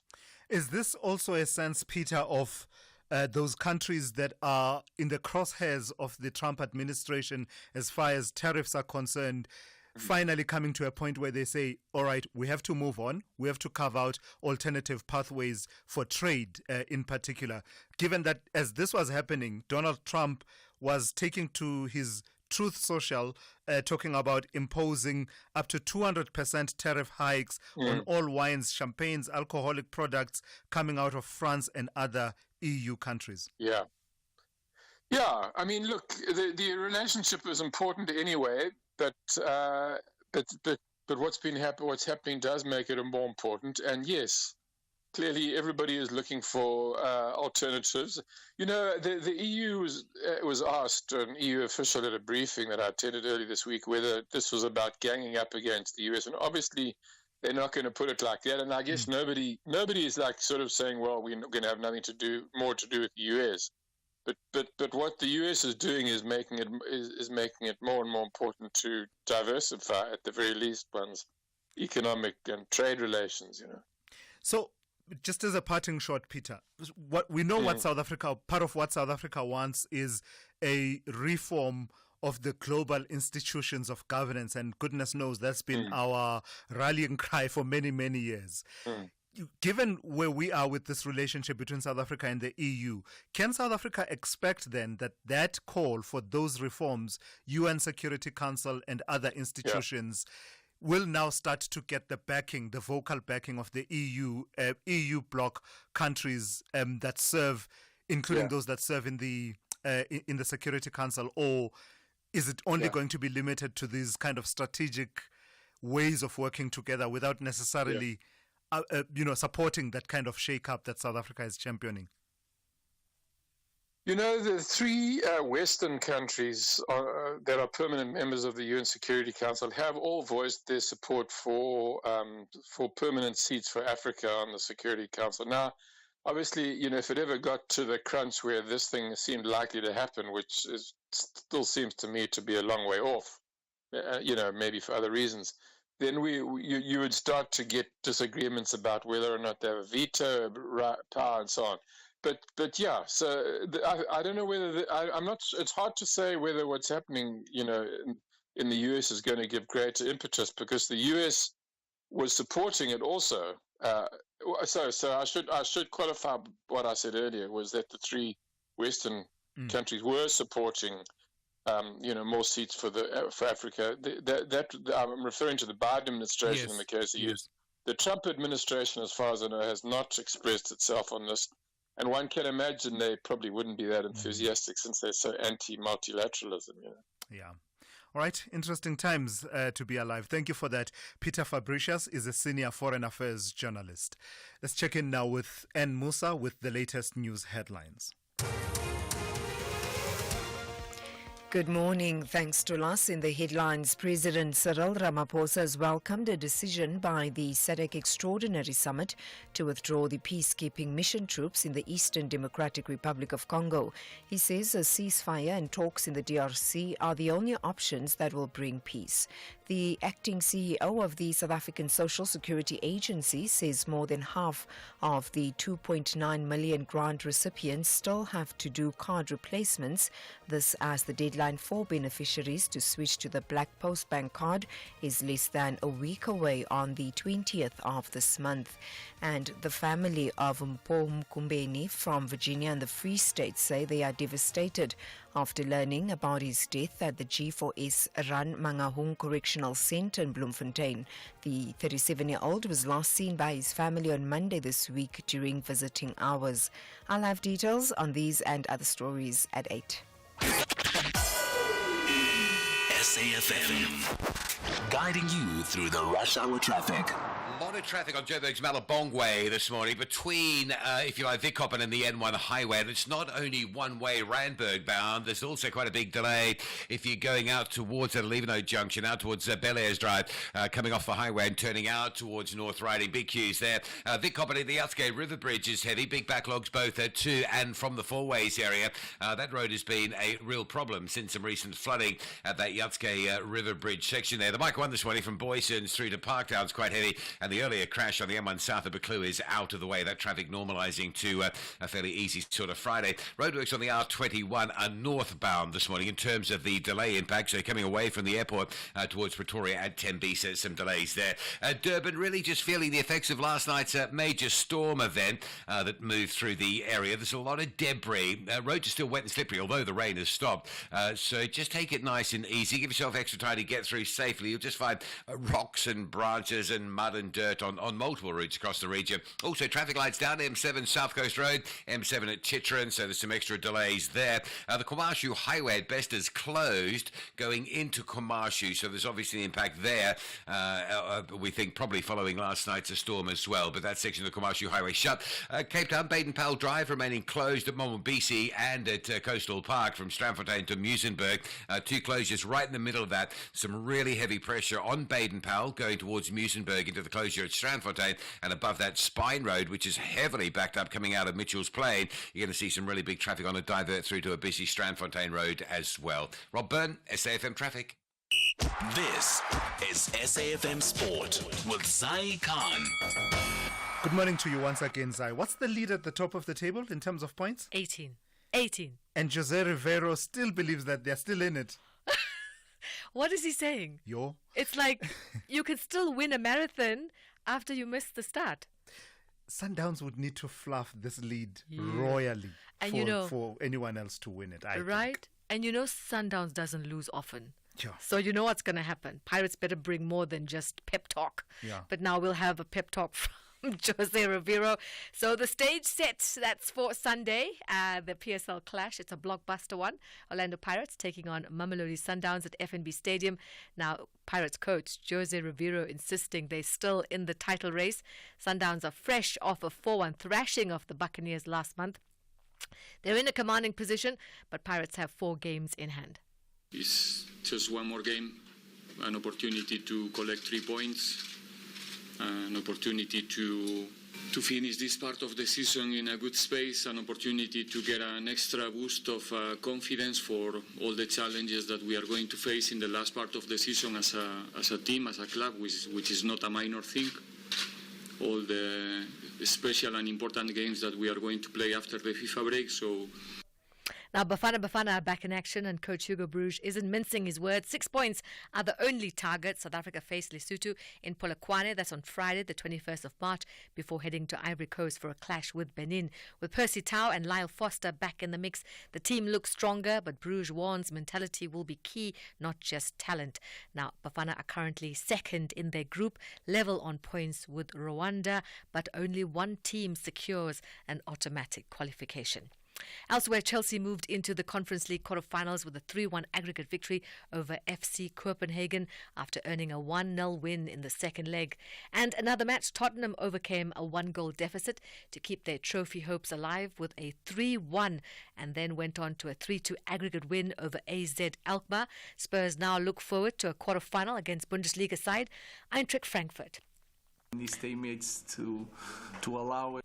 Now, Athletic Bilbao, they beat 10-man Roma 3-1 to book their place in the Europa League quarterfinals. Bruno Fernandes' hat-trick keeping Manchester United alive with a 4-1 win over Real Sociedad. Ruben Amorim's side will face Lyon in the last 8 with the prospect of European silverware moving closer. Here's Amorim. These teammates to allow him to do their job and help him also to play better. But when we need it, he's always there. In a set pieces, he can change position, he can bring the ball forward, he can score goals, he can make transitions like he showed today in the last 10 minutes of the game. He can defend, so it's a perfect captain for our team, and we need to help him to win titles because he deserves a lot. And finally, rugby, the Springbok speedster Cheslin Colby becoming the first back since 2013 to win the SA Rugby Players of the Year award at a glittering ceremony in Cape Town last night. Didn't expect it, to be honest, but just growing up, seeing all the players that's gotten to lift this award, it's obviously given me through my career also that kind of motivation to hopefully lift it up one day. And 2024, yes, it's my name that will be there, but that's not the case. It's a team effort, and I just want to thank my teammates, the coaching staff, for believing in me and giving me an opportunity to represent my country. And more sport, top of the hour. I'm Zai Khan. The Business Update on SAFM. Good morning to you once again in Dowling. I can safely say, after the last while working with you, the last few months, I think I now know you. When I saw this story, I knew that you would have this story. Exaro appointing a new CEO, and that's in the light of the boardroom intrigue that happened with the previous CEO, right? Yes, that's right, Thulas. And Ben Makara getting that top spot. He'll be CEO effective from next month. Makara has over 35 years of experience in the sector, including being the CEO of Lonmin before it was sold to Sibanye Stillwater. Now, Makara will succeed Nombasa Tsengwa, who resigned last month. Markets welcome the news as there's been instability when it comes to leadership roles there. His appointment comes as Exaro reported a 36% decline in annual profit due to rising logistics costs. Revenue in the meantime rose 5% to 40.7 billion rand. But operating costs increased from 28 billion rand to 33 billion rand, mainly due to a 1.55 billion rand surge in logistics costs. Coal sales volumes decreased by 3% due to lower demand from Eskom, but export sales jumped 37%, driven by alternative distribution channels. Meanwhile, the miner is still pursuing its diversification strategy. The group is looking to pick up critical mineral assets to cushion it from the losses in the coal market and push ahead with its green strategy. So all eyes are on Makara as he takes the lead on that strategy. Tell me a bit of news from the retail sector. Spar, you are saying this morning, are eyeing a move into the premium grocery market. What's that all about? That's right, Silas. And the retailer plans to launch up to 40 high-end stores dubbed Spar Gourmet, targeting affluent shoppers. The first store is set to open in the fourth quarter of this year as the South African retail market becomes a bit more polarized. Now, Spar aims to cater to the growing demand for premium products and services. According to a Reuters article, the Spar Gourmet format will focus on offering high-end food, coffee, bakery, and indulgent products tailored to meet the needs of the so-called affluent customer in urban and high-end residential areas. Now, this move is part of Spar's segmentation strategy, which also includes revamping its discount chain, Save More, by expanding its offerings across different market segments. Spar aims to strengthen its position in the competitive grocery retail landscape, with rivals such as Pick n Pay, ShopRite, and Woolworths are vying for that market share. In that affluent market, it really is up against your Woolies and Checkers, and they've already gained, a big chunk of the market share. So interesting to see how they go about doing things on that front. Interesting strategy on their part. So segmentation, so that it's almost like they're going to catch you at the lower end of the market, middle, as well as the upper end. But that's what ShopRite's been able to do and very successful at with your the ShopRite stores as well as your Checkers stores. All right. Lastly then, Dowling, please give us another roundup of market activity for this hour. So kicking things off in Asia, markets mostly in the green as investors await more measures from the Chinese government, which is said to boost consumption. With that, we are seeing the Hong Kong Hang Seng up 2.5%, followed by a 1.6% jump in the Shanghai Index. In Wall Street, futures are in the green as those markets attempt to stage another recovery today. Lastly, the JSE closing mostly in positive territory yesterday, with the all share up 0.25%. On the currency front, the local unit remains stable, trading at 18.31 to the dollar this hour. All right, thank you for that. That's Ntawuleng Lechela. She'll be back with one more update just after 8:30 to give you a sense of how the trading day is likely to play out on this Friday. Specsavers now looks after your hearing as well as your vision with Specsavers Audiology. With 60 stores and counting, we are South Africa's largest audiology group. For a limited time only, buy one rechargeable hearing aid and get 50% off the second. You heard right. Buy one rechargeable hearing aid and get 50% off the second. Find your nearest store at specsavers.co.za. Specsavers Audiology. Test your hearing and join the conversation. T's and C's apply.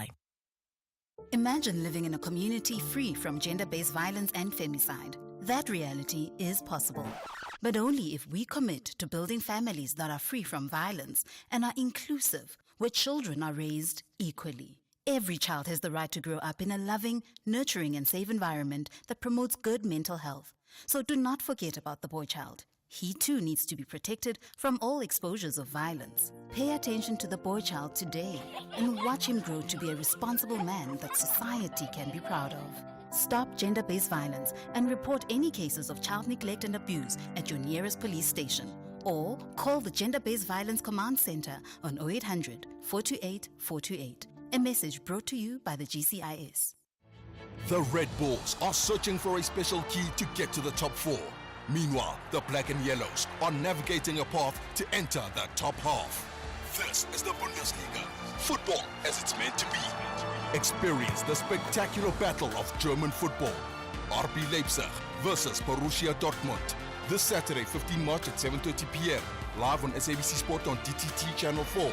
Also available at your fingertips on SABC Plus. Proudly brought to you by SABC Sport. For the love of the game.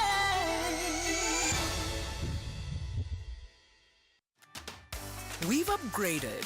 Our new GIS-linked national address database lets us connect with you better than ever before. By visualizing licensed and unlicensed households nationwide, we can ensure timely communication. Our payment reminders are a crucial tool to help you stay compliant and avoid penalties, empowering you to take proactive steps. Efficient electronic communication helps us collect fees seamlessly, bolstering the SABC's mandate in line with Section 27 of the Broadcasting Act. TV licenses, pay yours, make a difference. Africa Update on SAFM. Let's say good morning to Sipho Mantula. Raz, let's start in the DRC. The SADC, Southern African Development Community, finally making a decision and calling its deployment in the DRC. Tell me a bit more about that.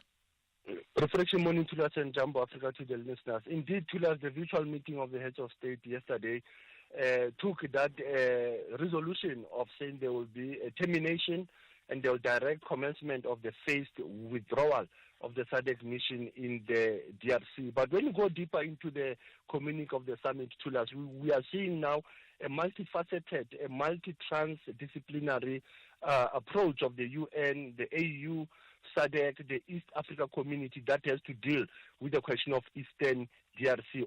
As well as yesterday we saw Angola saying that the 18th of March, this coming Monday, there will be a direct talks between the government of DRC and the M23.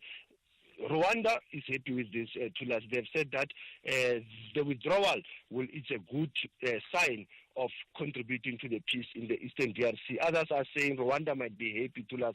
They are not just happy about the withdrawal, but others they say they will continue with their pillage and supporting M23. Yeah, so it's interesting how SADC is framing what is happening at the moment as yielding to the peace process led by Angola, rather than talking about the events on the ground that seemed to me to have overtaken the purpose of that deployment.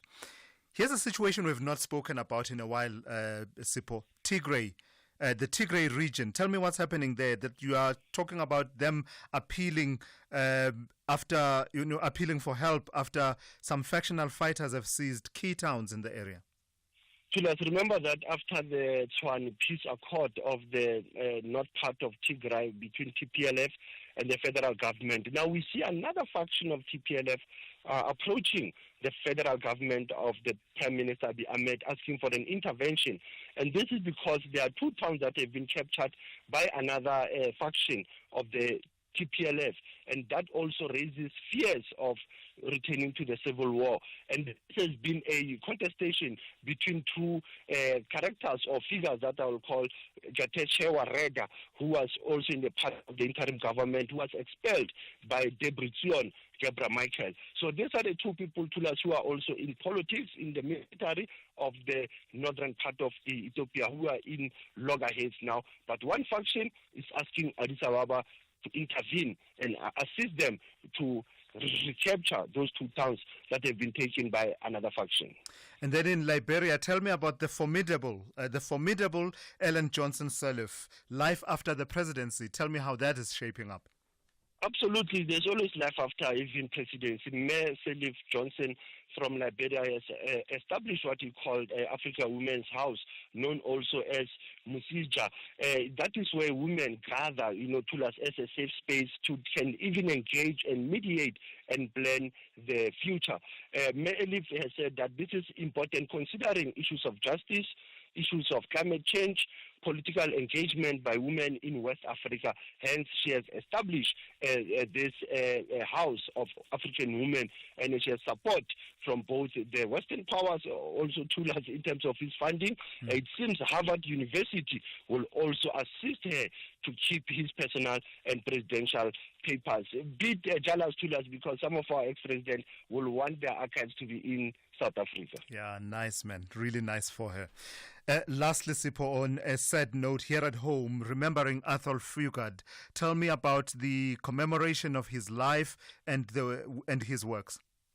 Thulas Athol figure passing at the age of 92 yesterday in Stellenbosch after a long illness. We know some of his work will include Sizwa Banzi is dead in 1972, the Oscar-winning film Tsotsi, The Road to Mecca, as well as The Island. In 2004, he was awarded the Order of Ikamanga in silver. There's a theater named after him in Cape Town District 6 in 2010. President Ramaphosa said that he's an extraordinary storyteller in extraordinary times, and he had the moral conscience of that generation. The Premier also for Western Cape, the Minister of Arts and Culture, they've already passed their messages of condolences to the family of Athol Faga. Yeah, and I see you. Perhaps you mistakenly said yesterday. It was a few days ago. I think it was on the 8th. Yeah, on the 8th of March. Lastly, Sipho, in your historical archives, take me to 14 March 1994. What happened on this day of significance? Thulas, you'll recall that TEC before the 1994, we used to call it the Transitional Executive Council. That management removed the then Homeland leader, Dr. Lucas, the late Lucas Manyani Mangope, and they installed or appointed two administrators. By then, it was the ambassador of South Africa to the homeland of Bob, that was Dr. Chart van der Walt, as well as Professor Job Mokoro. These were the two administrators who had to marshal the homeland towards the 1994 elections. It's a very important historical significance to us, considering we are in Human Rights Month, and what happened in Mafikeng, Kobo Putatswana in 1994 should never be forgotten in the history archives, as well as in the memories of the people who suffered from the AWB invasion as well as the occupation in 1994. Asante sana Thulas, as we're still in the conversation, SAFM observing the Sharpeville Langa Mafikeng Uprising Month. Great stuff. Thank you for that. That's Sipho Mantula. Sipho, have yourself a fantastic weekend. Sipho Mantula there with your Africa update here on The Morning Brief. SAFM, guiding you through the rush hour traffic. Let's have a look at Joburg. First up, a reminder, lights are out Willie Mandela, Leslie, Willie Mandela at Sloane. So there are pressures coming out of four ways and pressures getting off the M1 highway onto that congested Willie Mandela bridge system. Vic Coppin around the Yatske River Bridge, very slow this morning, both to and from the four ways area. And Malabongwe Drive, the traffic lights have been out forever at Bel Airs, but there's a really big queue this morning from the N1 highway going out towards North Riding. You'd expect it all to be sort of Randburg bound this time of morning, but it's not. Heading toward North Riding, very heavy. The N14 Krugersdorp Highway will have you queuing this morning between the R55 Pretoria West exit and the N1 Brockfontein. The lights are still out on Solomon Mishlangu and Delphi, Pretoria East. It always absolutely guarantees to backlog traffic flow out of Pretoria East when those lights are down. Durban, it's been a tough morning. There's a lot of debris on the roads from last night's big storm event. The M19 out from Reservoir Hills towards New Germany, that looks quite slow. Also, a lot of flood-related issues around the Stapleton Road, Eden Road, M13 in Pinetown, so extra problems getting through there as well. The Kumashu Highway closure that we had earlier, at best, as that seems to be reopened, so traffic flow that was pretty heavy in that part of Kumashu has eased up. Cape Town, there's a couple of things you need to know about. Baden-Powell Drive is closed at Coastal Park and also at Monwabisi, so right in the middle of those two closures, there's some very heavy traffic in the Strandfontein area. Spine Road coming through from Mitchell's Plain is super bad. Baden-Powell into the closure at Strandfontein is pretty heavy, and then all of that traffic has to turn into Strandfontein Road up to Pelican Park, so really big queues there. Huguenot Tunnel remains closed because of high winds at the viaduct section, closed to trucks only. Vehicles can still get through, and if you're driving into Stellenbosch, well, it was horrible getting out last night. It's pretty bad this morning getting in on Bottleray Road. There's a 20-minute queue going towards Stellenbosch down to Bottleray Road on the R304. That's the Clipperville Road, and that's due to faulty traffic lights. Rob Byrne, SAFM Traffic. Dr. Nikki Alexander, Dr. Thomas Chamberlain, and Dr. Jack Hodgson form a dedicated team of forensic pathologists who try to work out how and why the victim died. This series sees Nikki investigate a murder that's a carbon copy of a case from her past. She soon suspects that the killings are personal to her. But who will believe her? Meanwhile, Jack creates tension when he finds himself aligned with a police complaints investigator over the accidental shooting of a girl by armed police. And a seemingly random killing in the remote countrysides leads Nikki and Jack into the dangerous underbelly of a criminal world. This is Silent Witness. Thursdays and Fridays at 10 p.m. Starts 20 February only on S3. Open up.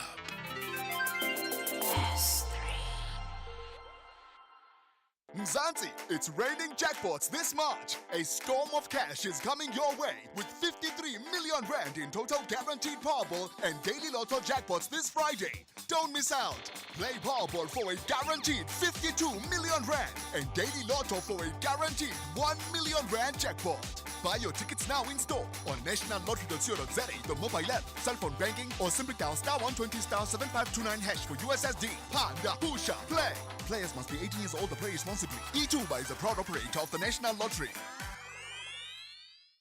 Copperbelt ladies and Durban ladies both want to collect maximum points in the early days of the season. Who will dominate this 90 minutes? Limpopo or KZN? This is the Hollywood Best Super League. Catch Mzansi Queens of the beautiful game. Copperbelt ladies versus Durban ladies on Saturday 15 March at 11:30 a.m. Live on SABC Sport on DTT Channel 4. Also available at your fingertips on SABC Plus. Proudly brought to you by SABC Sport. For the love of the game. Call Thulasizwe now. 086 000 2032. Yeah, let's have the conversation. Let me start with Sive in Gqeberha. Good morning to you, Sive. You want to talk to me about school homework, about homework. What about homework? Do you enjoy doing it? Yeah, Thulasizwe, good morning. Thulasizwe, I think the professor is bordering on collapsing our education system. How so? You know? Because already our kids are interested in many things that are outside the self-development in terms of schoolwork. Uh-huh. Now, to say homework must be scrapped or move along those lines, it's wrong, because homework allows these kids and these young people to do self-development and reinforce the learning on themselves, because it gives them a sense of responsibility and teaching them to be independent in the long run. You see, what we must rather say, perhaps for each and every subject, there must be some investment of 10 minutes just to reinforce them on their own, to understand it on their own. Then tomorrow morning, the teacher can then come back with the reinforcement argument that professor is making. And the other thing that professor is not considering is that himself, he's no longer an active father. He's a grandfather and a retired professor.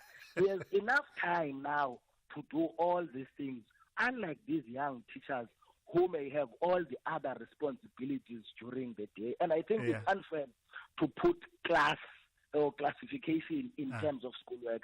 Schoolwork is about young people independently, because at university they all meet there. There is no water Sisulu person. There is no vets. I mean, there is no or what. They all meet at vets as people who are expected to be independent and knowing their way. Sive, That's what I wanted to concentrate on. Thank you for that, Sive. That's Sive in Gqeberha there, making some critical points and important points about, how to improve the homework system, without losing the essence of what it's meant to teach young people. Let me take a voice note on that before I move on and take another call on the issue of RDP houses. I think Prof is forgetting the concept of why the homework is made or is given to the students, learners. It's for them to be prepared for the next session, or it's for them to, it's for the teacher to test them on the previous concept that he taught them.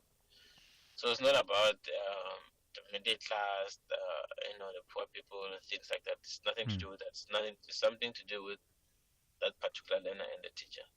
Thank you. So I think what he's saying specifically about working class versus middle class backgrounds is that in many instances where he was observing in working class communities, the family and home environment did not support the student doing homework. It makes it difficult. So issues of lighting, not enough lighting, sometimes what's happening with family life, people receiving friends and relatives every night and the likes. He says those are factors. Food insecurity is one of them that he throws in there. Those are factors that make it difficult for students to do homework. So I think that's the element that talks to the difference between middle class and working class. Tabiso in Boksburg, very quickly for me, on the RDP houses. Good morning. Good morning. Good morning. Yes, sir. No, I just wanted to maybe contribute to say on this issue of people going to the police station and writing affidavits. Why do we not let the police not write these affidavits for the people? Because you cannot get an affidavit anywhere else besides the police station. Why is it that why are the police allowing people to come and sign an affidavit? Yeah. No, I hear you. That's the point that I was making as well, Tabi. So thank you for making that point, to say that if we don't want people to be selling their houses irregularly and outside of the provisions of the Housing Act, why is law enforcement, people who commissioners of oath, why are they, in a way facilitating that aspect? We heard from our guest earlier on that there's that phenomenon where people do this, which is not supposed to be happening. Then they go to the police station and say, let's have an affidavit and say, please commission here that we've agreed that I'm selling this house. In a way that's outside of the law. Why are police officers commissioning that particular process? I agree with you completely, Tabis. Let's check in with N. Musa with the latest news.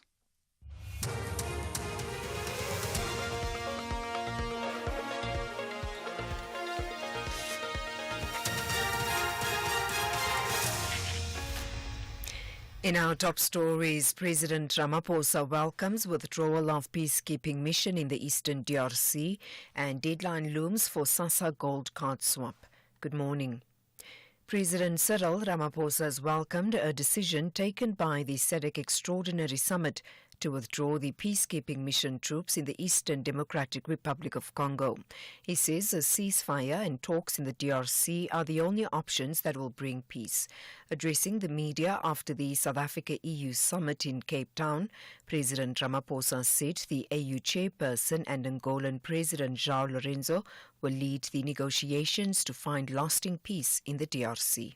Decision to finally withdraw from the Eastern DRC by the three troop contributing countries is also based on the fact that the ceasefire that we have sought to install in that place is now being embraced, and we are going to see a ceasefire eventuating and getting the negotiations underway under the leadership of President Lourenço, assisted by a number of facilitators.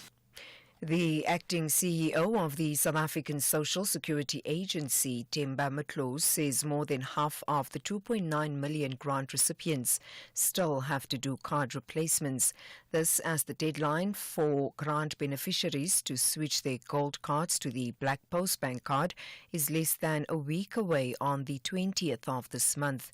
During an information session in Cape Town last night, the agency said it's assisting Postbank. Postbank has made a commitment that it will register all eligible beneficiaries. Matloos says the target remains that all grant recipients would have swapped to the Black Post Bank card by the deadline.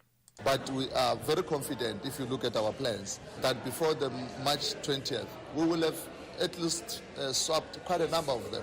But like I indicated there, that with Postbank, we've agreed that they should actually invoke their cardless solution that they've promised, that even if at the 20th of March we have not migrated a number of them, so there will still be people that receive their money through the cardless solution. The eThekwini municipality in KwaZulu-Natal says it's attending to a series of power outages due to the disruptive rains that have left some parts of the city flooded. The South African Weather Service issued an alert level 6 warning for disruptive rain and thunderstorms for various parts of KwaZulu-Natal. The severe weather patterns are expected to persist until this afternoon. The city is urging residents whose homes may be flooded to evacuate their houses immediately. Municipal spokesperson Gugu Sisilana. In case the house is flooded, Once the water reaches the ankle height, evacuate your house to higher areas, especially if you reside in a flood-prone area.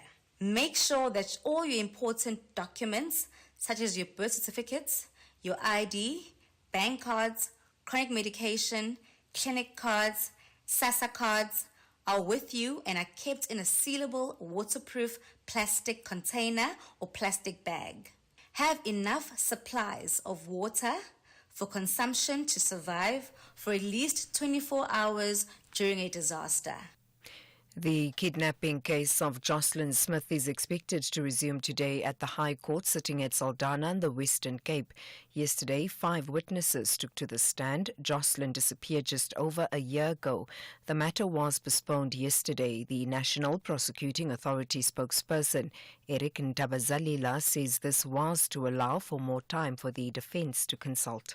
You'll remember when we started with this witness, 12-4 witness, the defense protested. They didn't want the witness to be called in today because they were protesting that they were not told in time on whether she was going to be called. And they claim that they've been asking for the witness, when is the witness going to be called? And we also told the judge that we provided the list of witnesses to the defense some time ago, and the judge confirmed that when he ruled that the witness must be called. The family of Mpho Mkumbeni from Virginia and the Free State say they are devastated after learning about his death at the G4S run Mangaung Correctional Centre in Bloemfontein. The 37-year-old was last seen by his family on Monday this week during visiting hours. The Department of Correctional Services say they are investigating the cause of death. The deceased's brother Bongile says they were informed that he died from an asthma attack. However, the family say they've also received information that he was assaulted together with other inmates by prison officials, which resulted in his death. Yeah, we are completely distraught, about the whole situation. It's obviously horrid that you have events like this happening. As you alluded to me, that you also got an anonymous message from someone saying that there was an assault that took place in the prison. We also got the same message.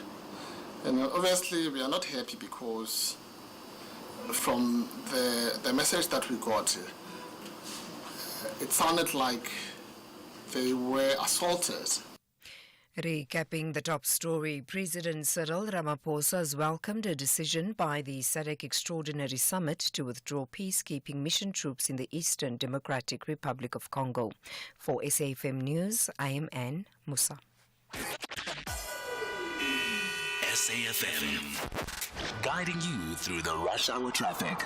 Not a bad set of highway conditions around Gauteng this morning. A couple that stand out. One is the N1, Beyers-Naudé to Rivonia. That's unusually slow. The N3 also backed up from Germiston, heading north into Galulis. The R21, the roadwork delays this morning, are northbound at Tembisa, heading towards Pretoria between Bupsfontein Road and the Engen services. And the N14, well, you're going to be asked to sit in traffic this morning on the Krugersdorp Highway. Once you get past the R55 exit, you're in a bit of trouble up towards the N1, Bruckfontein interchange. Durban recovering after heavy storm overnight last night. Lots of debris and mud and sort of surface water lying around. Just continue to take it easy. There is a crash going inbound near Pavilion Mall, which is causing quite a backlog coming through from the Pinetown side. Cape Town, if you're driving into Stellenbosch, no traffic lights. R304 Cliphaven Road, Bottler Ray Road. That's about a 20-minute backlog to work through there. And the highway network's pretty gentle for a Friday.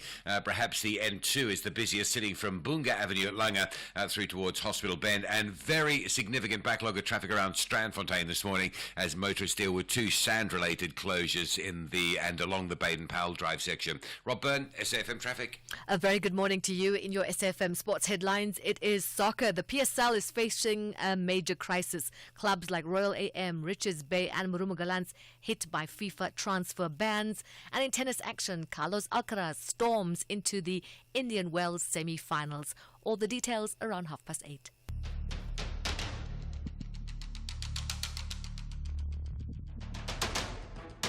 The Morning Brief with Thulasizwe Simelane. Weekdays, Monday to Friday, 6 to 9 a.m. The Morning Brief with Thulasizwe Simelane. Weekdays, Monday to Friday, 6 to 9 a.m. 9 minutes after 8. Good morning. It's good to be in your company. We are into the third hour of the Friday edition of the Morning Brief here on SAFM.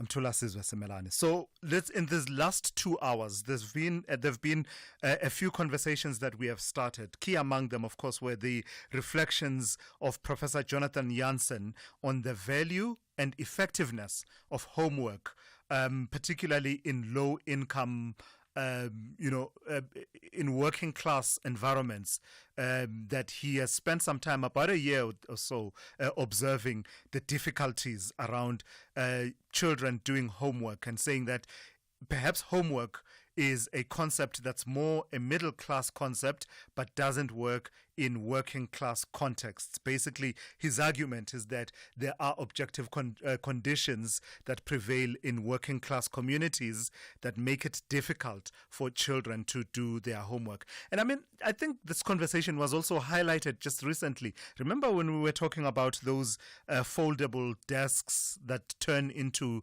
backpacks and their donation and the like? Part of the conversation was about some children in poorer communities don't have that carved out, nicely isolated, nicely prepared space for them to do homework. That talked to a little bit of that. That's why there was talk about, that LED light that comes with that desk, that, if lighting is a problem, this helps with that. Professor Jonathan Jansen says there are other ways to reinforce material taught in schools without saddling children with homework, particularly where at home perhaps the context doesn't really allow for homework to be done effectively. So I want your reflections on it. Just also your reflections about the amount of homework that your children are bringing home, right? I was saying to Anne a bit earlier on that part of what I'm enjoying about homework is that it's given me a sense of reacquainting myself with concepts, particularly in mathematics. I don't know, for some reason I'm starting to enjoy it. I complained and grumbled for a number of years, but now I think, submission, I guess, is the word.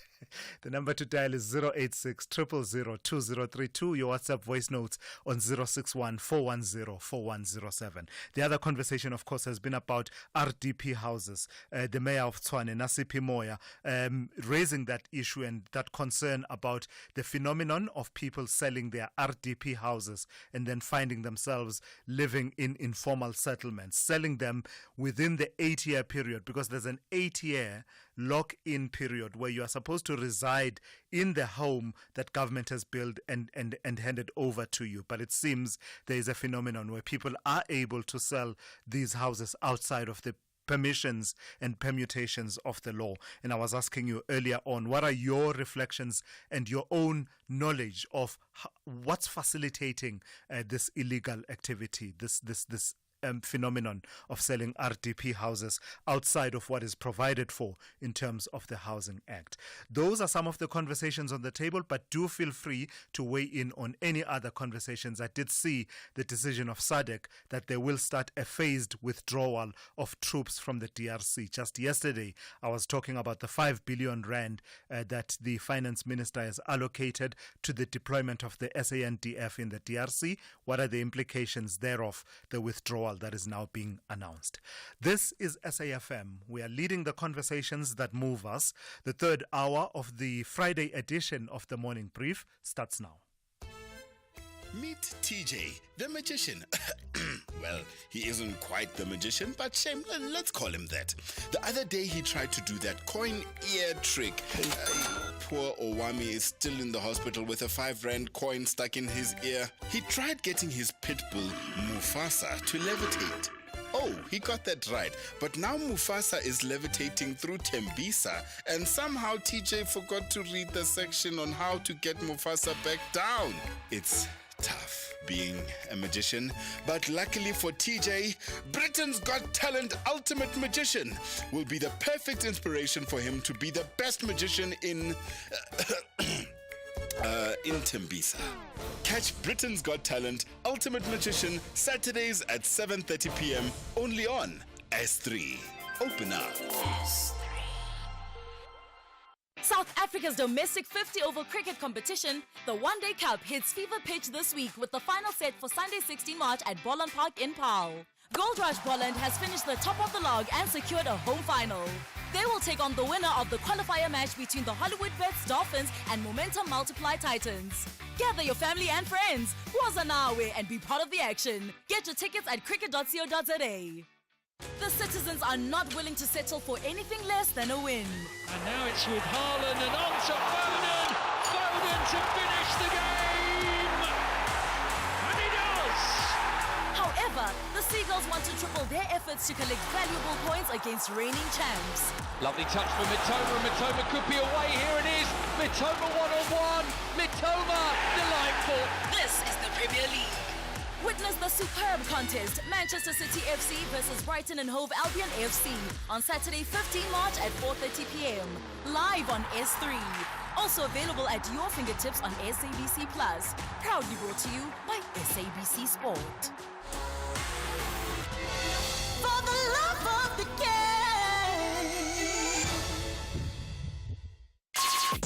Call Thulasizwe now. 086 000 2032. Let me start with two quick voice notes on the issue of homework and just reframing and reimagining how that can play out. The conversation started by Professor Jonathan Jansen. Good morning, Thulas. I'm speaking about education. Tons of homework, 4-5 hours is given to students up to grade 10. Then you're creating a grade 13. Then you are lowering the standard of education to 30%. Now, why is this teachers getting back at parents? This is getting back at parents. There's no other reason. Thank you, bye. I like that you describe it as tons of homework. Tons of homework given to children. I've heard the story about a grade 13. I must be honest, I don't know where that conversation is coming from. Perhaps it might be worth us bringing in Elijah Mhlanga or someone from the Department of Basic Education to clarify once and for all. I've heard of this, but I don't know. I honestly have no knowledge of what the basis of that is. Let me play another one of those voice notes. Morning, Thulas. From your conversation with the professor. Something I would like to get clarified is what is middle class, what is working class? I'm not even sure where I fall in. I think I'm working class. But some of these things, they sound more like parenting style than a class issue. Reading to your kids, it's parenting style, right? Although you might not have time, but you can make 10 minutes. The amount of kids you have, it's also a choice, not a class thing. I don't know. No, I hear what you're saying. There are elements of a parenting style, but also I would agree also that there are elements that have to do with the context where you live. If the house that you have is a small house that is, housing, I don't know, a lot of people who are part of the family, it can play into when does the child find time and a corner to be able to do their homework. So it's a bit of both, I must say. So earlier on, we had a conversation about the Gauteng traffic wardens, the so-called Amapanyaza. And in that conversation with the Department of Transport in Gauteng, the representative from there, Silo Maramane, we said we would share with you the number to report any unlawful activity, unlawful conduct by those, wardens. He wanted to give the number, and we said we'd take it and give it to you. So that number is 0800 22 8827 0800 22 8827. So we'll just put it out there and also share it with you actually on our social media pages for you to be able to use. We thought we'd share that with you. Let me take more of your calls now. Let me speak to Warren. Warren in Stutterheim, good morning to you. You want to talk to me about the phenomenon of RDP houses being sold? Yeah, good morning, Sizwe. We're just having a wet weather like it. I'm speaking from Stutterheim and from some personal experience about a lady, Thulasizwe. She didn't want to become a member of the ANC in the first place, so she never got an RDP house. And she stayed in a very, very flood-prone place in Kabusi, okay? That's the first thing. I don't know if she's got one. I must contact her and find out. However, the whole thing is greed, sir. Greed that you cannot believe. And this is the root cause. These people have applied for an RDP house. They let it out. And I tell you, I went to Hogsback to King Williamstown. You must see the houses that have been built on what you call tribal land. There's no rates and taxes, nothing. And some of them are mansions. Or I take a big family, 15, 20 people are living on one property. And they're massive with columns in the front and you can see everything. Unfortunately, they have to have tanks because there's no water. And because they're kilometers out of King Williamstown on the Dumbaza Road.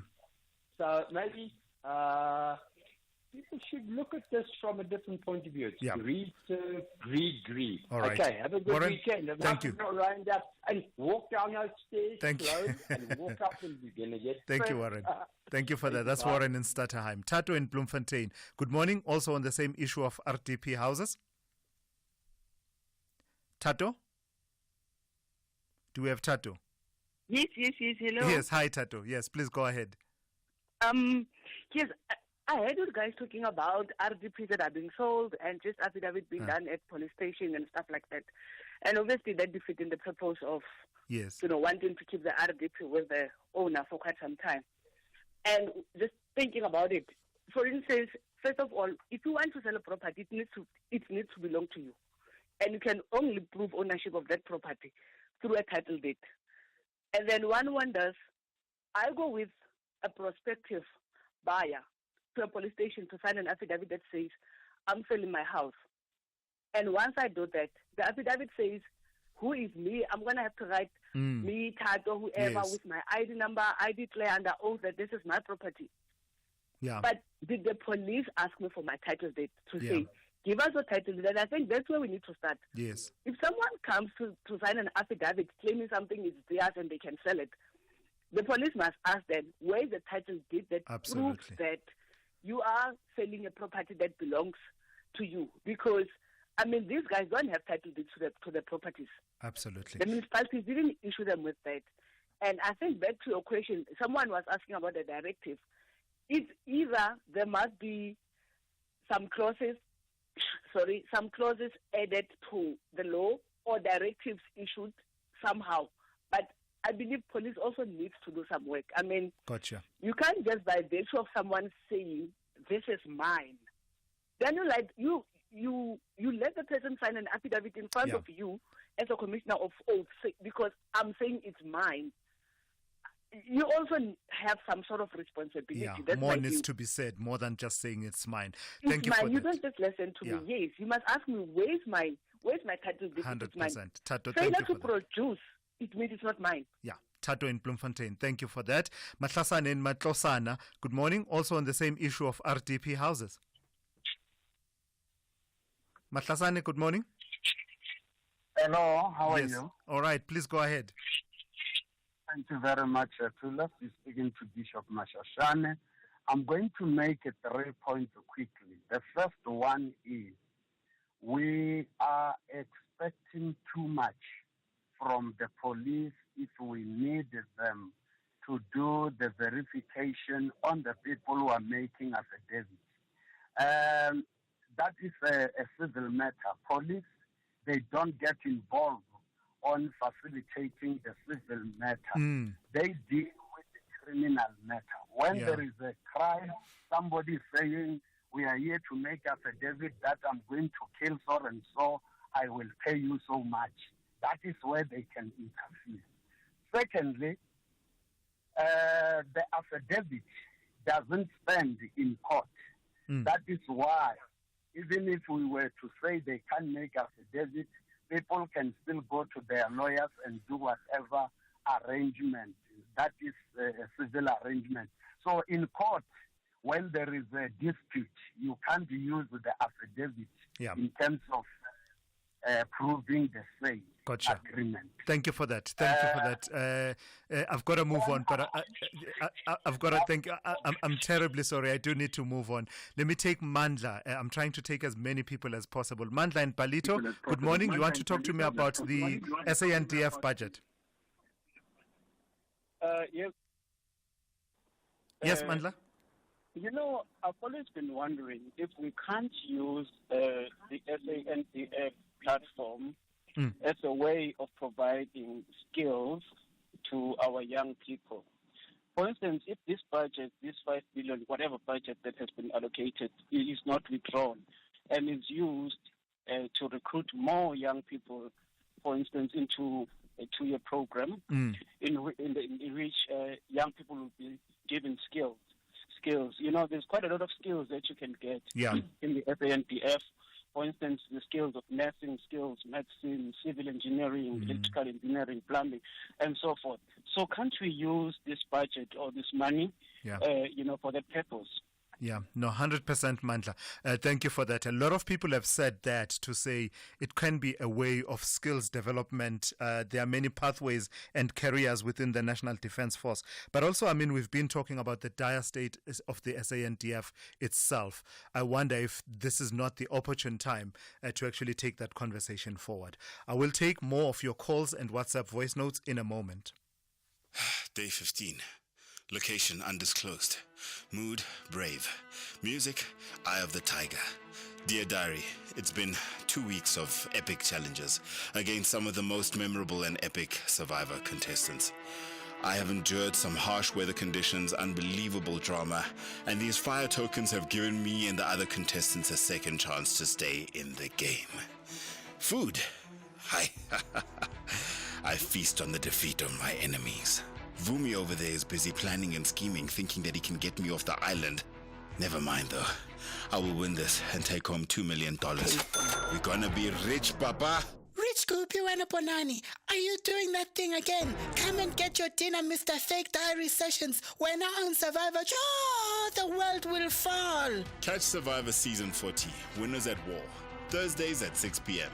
Starts 27 February on S3. Open up. Mzansi, it's raining jackpots this March. A storm of cash is coming your way with 53 million rand in total guaranteed Powerball and Daily Lotto jackpots this Friday. Don't miss out. Play Powerball for a guaranteed 52 million rand and Daily Lotto for a guaranteed 1 million rand jackpot. Buy your tickets now in store on nationallottery.co.za, the mobile app, cell phone banking, or simply dial *120 *7529# for USSD. Panda, Pusha, play. Players must be 18 years old to play responsibly. E2 is a proud operator of the National Lottery. Stunks and Negati are in a big search for their first win, while the indomitable Lions want to hold on to the summit of Group D. The bottom of the table clashes with the top. This is the FIFA World Cup 2026 African qualifier. Experience the joy of African football. Eswatini versus Cameroon. This Wednesday, 19 March at 6 p.m. Live on SABC Sport on DTT Channel 4. Also available at your fingertips on SABC Plus. Proudly brought to you by SABC Sport. For the love of the game. Call Thulasizwe now. 086 000 2032. Tom in Limpopo, good morning. School uniforms on your mind this morning? Morning, sir. Homework, actually. Homework, yes. Please go ahead. Yeah, I'm an education official in the Limpopo Department of Education, but what I'm sharing here is my personal opinion. I think Professor Johnson can be right in a way about other ways of dealing with homework instead of carrying it home, especially in the primary school. Because what I experienced personally is that the homework that you give children in the primary school is done by parents. Yes, absolutely. A lot of parents will agree. Yeah, I have always discouraged my wife and other relatives that I came across when instead of helping a child to do homework, they do the homework for the child. I said that is counterproductive. It is, I agree. But in the secondary school, I want to believe with lots of extra classes that we have, children or learners are also going to school in some case on Sunday. So it wouldn't make sense to not to give them homework during the schooling week. I want to believe that in the high school from grade 8 to grade 12, homework should be given, and those who can be able to do it during study hours at school, the extended hours that they call study, they can do it there. I see. And if it's too much, they can also do it at home. We did our homework through use of candles, and here we are today. Yeah. I don't think it will be a problem for them to continue doing homework, more so that we feel the time that we have for schooling is less, hence the many extra lessons that we have. Yeah. Oh, so that's an important differentiator that you make for those children that have extra hours, including on the weekends. In a way, would you say that would deal with the concerns about the environment at home, sometimes not being supportive of doing homework? Here, if I understand you correctly, the extra classes and that extra time would afford these pupils the opportunity to do that homework. 100%.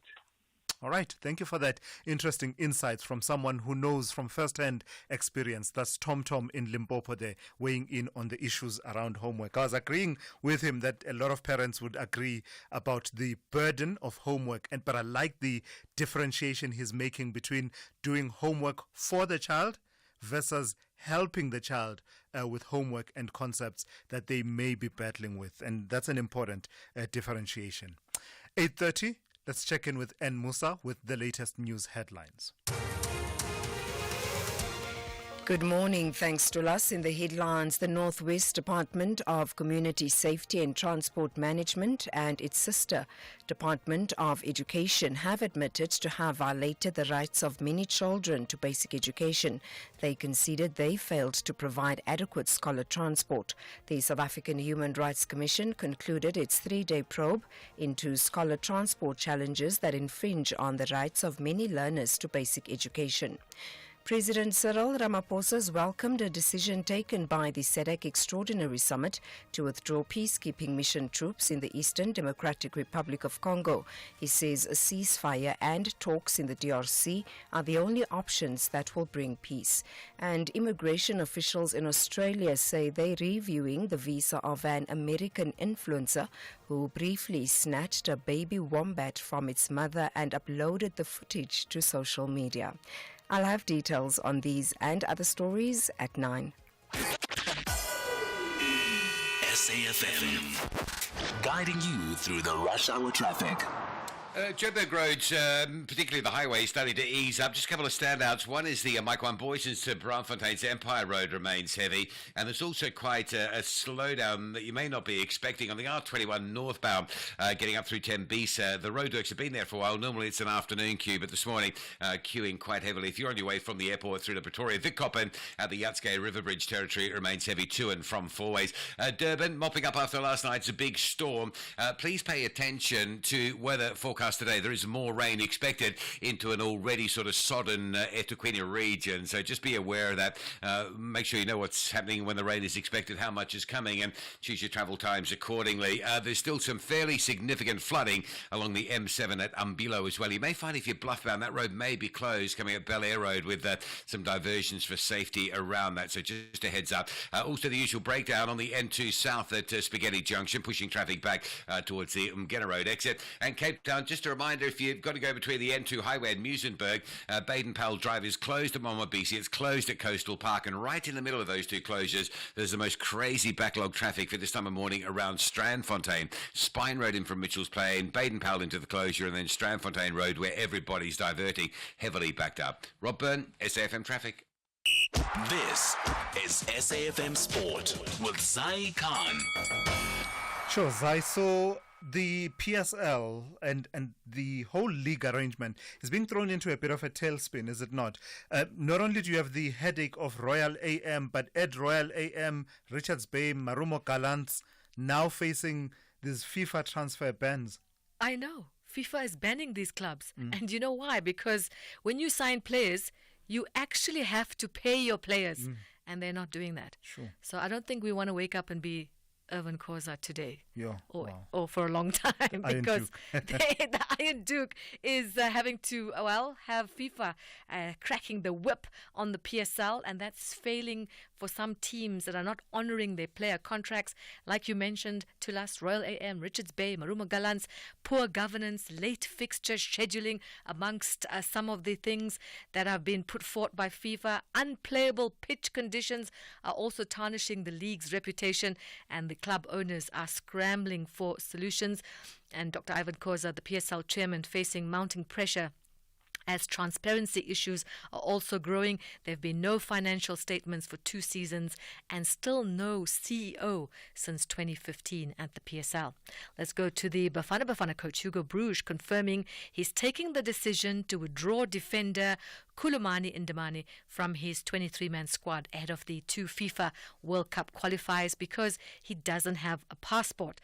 Now, Bruges believes the player and his club, TS Galaxy, have to take responsibility. On the start, you blame nobody. But if you know that you're in the preliminary squad or list of a national team, the first thing you have to think of, but do I have a passport? Because they know that you don't only play in South Africa. You have to go also to Benin, now to Ivory Coast. So you need visa. Yeah, I blame a little bit the player also, that he's not alert enough to know, my passport. Yeah, I feel so bad for him. I mean, to make the national squad. But how young is this player? Because, these are mistakes of youth, I would imagine. But if it's a veteran, then that's a problem. No, he's a very young. He's one of the young, fresh legs. Okay, I can understand. Coach, man, I hope we can find something for him at Home Affairs. Maybe just post-haste it. But anyway, tennis action. Jack Draper reaching his first ATP Masters 1000 semi-final. The 23-year-old edged Ben Shelton 6-4, 7-5 at Indian Wells. Carlos Alcaraz storming back from 1-4 down in the second set to beat Francisco Cerundolo 6-3, 7-4 in the quarterfinals. The Spaniard will compete in his 9th ATP Masters 1000 semi-final, and that's against Jack Draper, who is through to that stage. And Daniel Medvedev fended off a sustained challenge from Arthur Fields to win 6-4, 2-6, 7-6 and book his place in the semi-final of Indian Wells. In the ladies' draw, the defending champion Iga Swiatek cruising past China's Zhang Jiwen in straight sets, reaching the Indian Wells semi-final 6-3, 6-3. And the world number 9, Mira Andreeva, has set up a mouth-watering Indian Wells semi-final against Iga Swiatek. She beat Elina Svitolina 7-5, 6-3. And as expected, the Ukrainian player didn't shake her Russian opponent's hand after their match finished. And finally, cycling. France's rider Lenny Martinez won stage 5 of the Paris-Nice. Martinez took the stage in the final sprint ahead of compatriot Clément Champoux, as well as American Matteo Jorgensen, 2nd and 3rd respectively. Jonas Vingegaard, who suffered an accident early in the stage, lost the overall lead to Matteo Jorgensen. And that's where we wrap up sport for now on the Morning Brief. There'll be more on SAFM with John Heriker at 12:30. I'm Zai Khan. The Business Update on SAFM. Good morning to you once again, Ndauling. 4.7 billion euros. That's a lot of money in rand terms. Tell me about this EU investment pact with South Africa. That's right, Thulas. And the European Union announcing an investment pact with SA with 94 billion rands. Now, this partnership aims to support South Africa's transition to a low-carbon economy, focusing on key sectors such as renewable energy, green hydrogen, and critical minerals. This move comes days after the United States pulled out of the Just Energy Transition Plan, which saw SA lose about $1 billion in investments.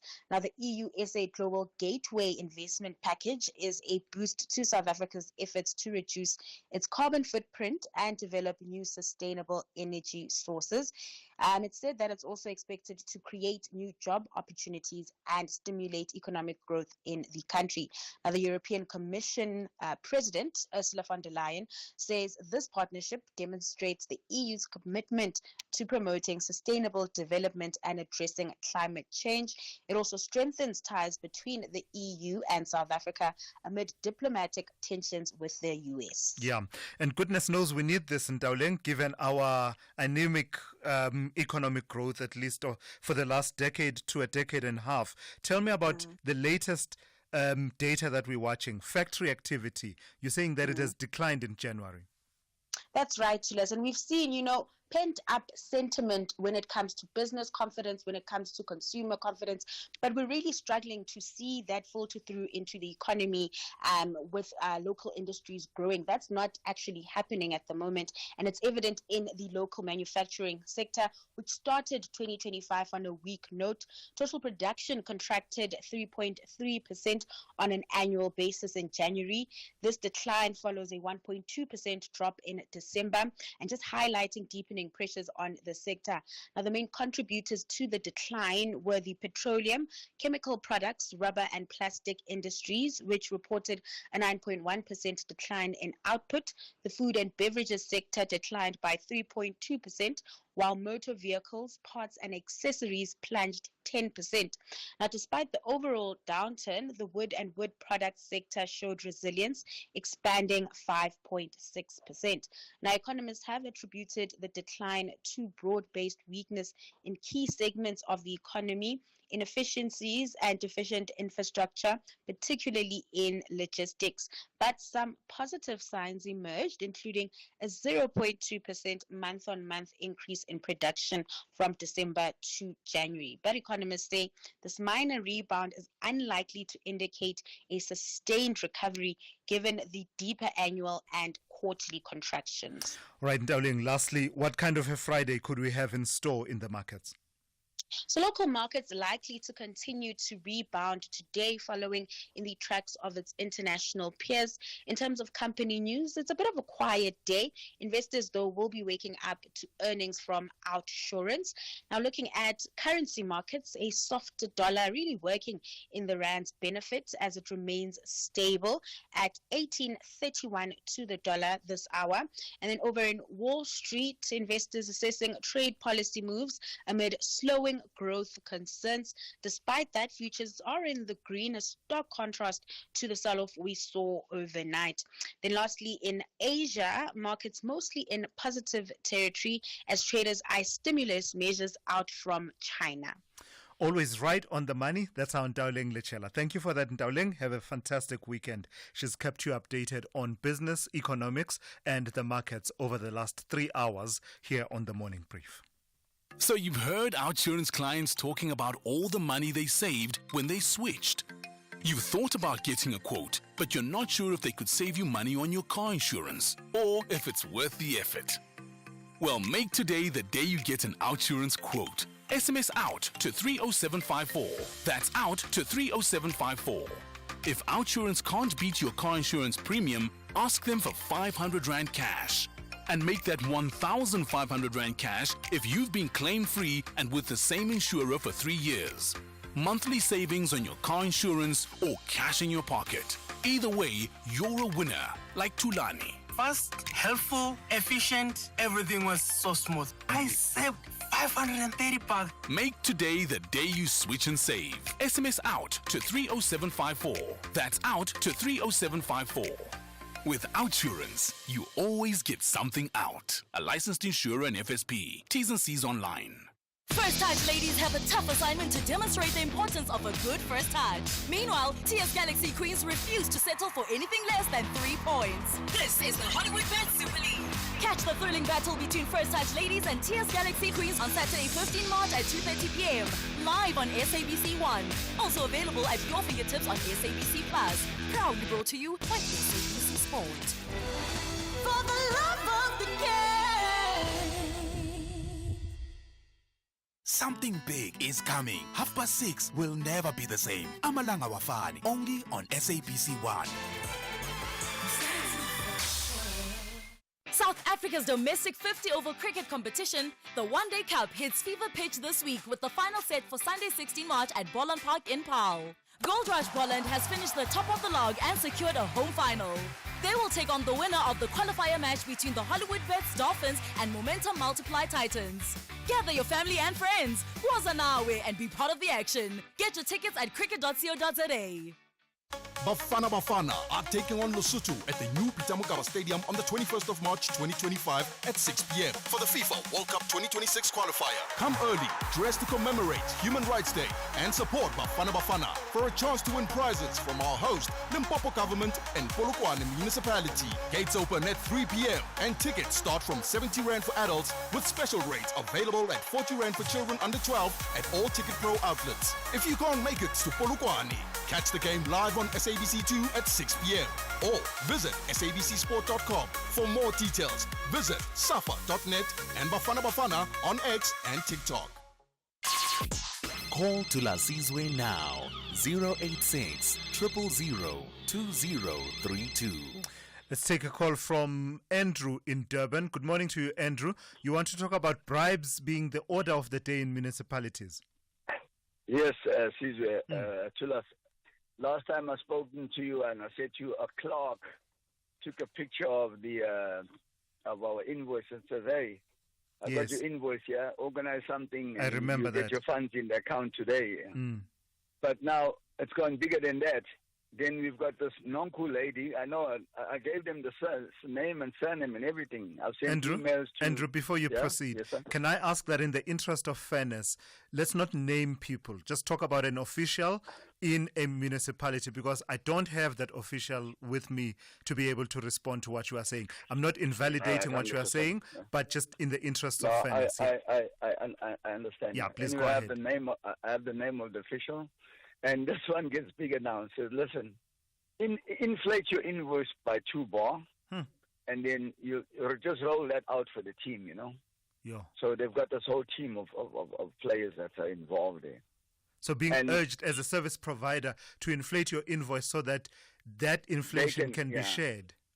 Can be shared by the team. And they've taken a picture of the invoice and WhatsApped the invoice to me and said, look, and they're still holding the payment in any case. So they're making us run from pillar to post until we break or pay. Our suppliers can't be paid now because, you know, they're holding up our invoices. Have you paid some of these bribes, Andrew? Never. We refuse. Yeah. Whenever we refuse, we tell them outright we will never do that. We always send them quote scriptures when we send them our emails and invoices. At the bottom of our email, we always quote a scripture that guards us against that. To appeal to their conscience. To appeal to their conscience and constantly remind us that we are not in the business of doing that. But they're so brazen. I sent an email to the Premier's office. I sent to the President's office, and which line of business are you in, Andrew? What services do you supply? We're doing low-cost housing. Low-cost housing. Hundreds and hundreds of low-cost housing. It sounds like something that I think should be escalated, Andrew. I would imagine that perhaps laying a charge with, you know, as we talk about WhatsApps, that's evidence right there. Laying a charge, I think I would say to you, you have a responsibility as well as a corporate citizen to ensure that this is not left unchecked. Lay a charge with the police, but also you may want to now start escalating it to the Office of the Public Protector if it is that you know, your complaints are going unheeded. I've laid the charge there, but here's another bit. Yesterday, I just missed a discussion on the same thing. Contractors were calling in to say their businesses are almost closing because they're not getting paid by these municipalities. Yeah. And I guess they're all experiencing the same thing. All right, Andrew, I've got to leave it there. But that's my parting shot to you and my challenge and my charge to you, that as an active citizen, you should be taking a bit more action beyond just complaining to the government, but also laying charges, which you say you've done, but also approach the public protector at this point. Approach as many institutions, civil society. There are organizations that deal with the issue of corruption. Just raise it quite sharply with all the evidence that you say you have. Lala in Polokwane, good morning. You want to talk about RDP houses this morning? Good morning to you, Susan. I hear most of the people they are talking about the issue of writing the affidavit. Yes. That the SAPS must be told, or they must have a sort of an instruction that they must not sign for that. But to start with, instead of making things to be very difficult, writing an affidavit does not mean there was a contract. In terms of our laws, when someone is selling a land or a house, there is a specific way that the contract needs to be done. Yep. They cannot just write an affidavit and we assume that to be a selling contract. The second thing, in terms of the law of property, when someone needs to sell something, you cannot sell something that you do not have or more than what you have. Now, before 8 years expires, that person who is staying in that RDP is not yet owning that RDP. And he cannot sell it. Even if it can come with a contract which is valid, we say this contract was not valid because you sold it before you could have this thing. So let us not just make a lot of things to be difficult to the SAPS. They're already having their own issues when coming to the issue of the I hear you, Lala. I guess the point being made is that the people who are engaging in this activity don't care about the legalities you just explained. So you and I can agree that it's not a valid sale, but at the end of the day, this is something that is a practice that in their minds they think transfers ownership when in reality it doesn't. That's true. Yeah. Lala, thank you for that. That's Lala out in Polokwane. Very quickly, let me take Klanti in Cape Town. Klanti, good morning. Also on the same topic of the selling of RDP houses. Morning, Tulas. Tulas, I'm from Cape Town. In the good olden days, they used to sell their houses through the affidavit. But for strange reasons, I think the leadership of the police in Cape Town need to be commended. Because these days, you can go to any police station around Cape Town. They refuse that affidavit. They will tell you straight to us. They will tell you straight to us that you're not allowed to assist you in this affidavit to sell your house. Go and look for an attorney. Sure. I think they should take leave from Cape Town police leadership, 100%. all these provinces, and issue that directive to all police stations. 100%. They can't be aiding and abetting illegality. They told you at the counter to us, they say, we have a directive from above to say you must not get involved with this affidavit. So go and look for an attorney to assist sell this house. All right. Thank you for that, Klanti. That's Klanti in Cape Town. Talking to that point that I was making a bit earlier on. And very quickly, Tumelo in the Free State. Good morning. You want to talk about informal settlements? Yes. I want to talk about informal settlements here in the Free State. Please go ahead. It's so painful that some of us, we still live in informal settlements, and this has been going for a very long time. And we as the community members, we've been trying to engage our municipality to see what we can do, to fix our communities. But nothing has materialized. You know, the funny thing is that this informal settlement that I'm currently staying in now, it was abandoned. It was abandoned way, way, way back by Harmony Gold Mine, right here in Welkom. But and it's funny that when politicians they come, they will tell us, "No, you are in a safe land. You are doing a very good thing. We will try to assist where we can."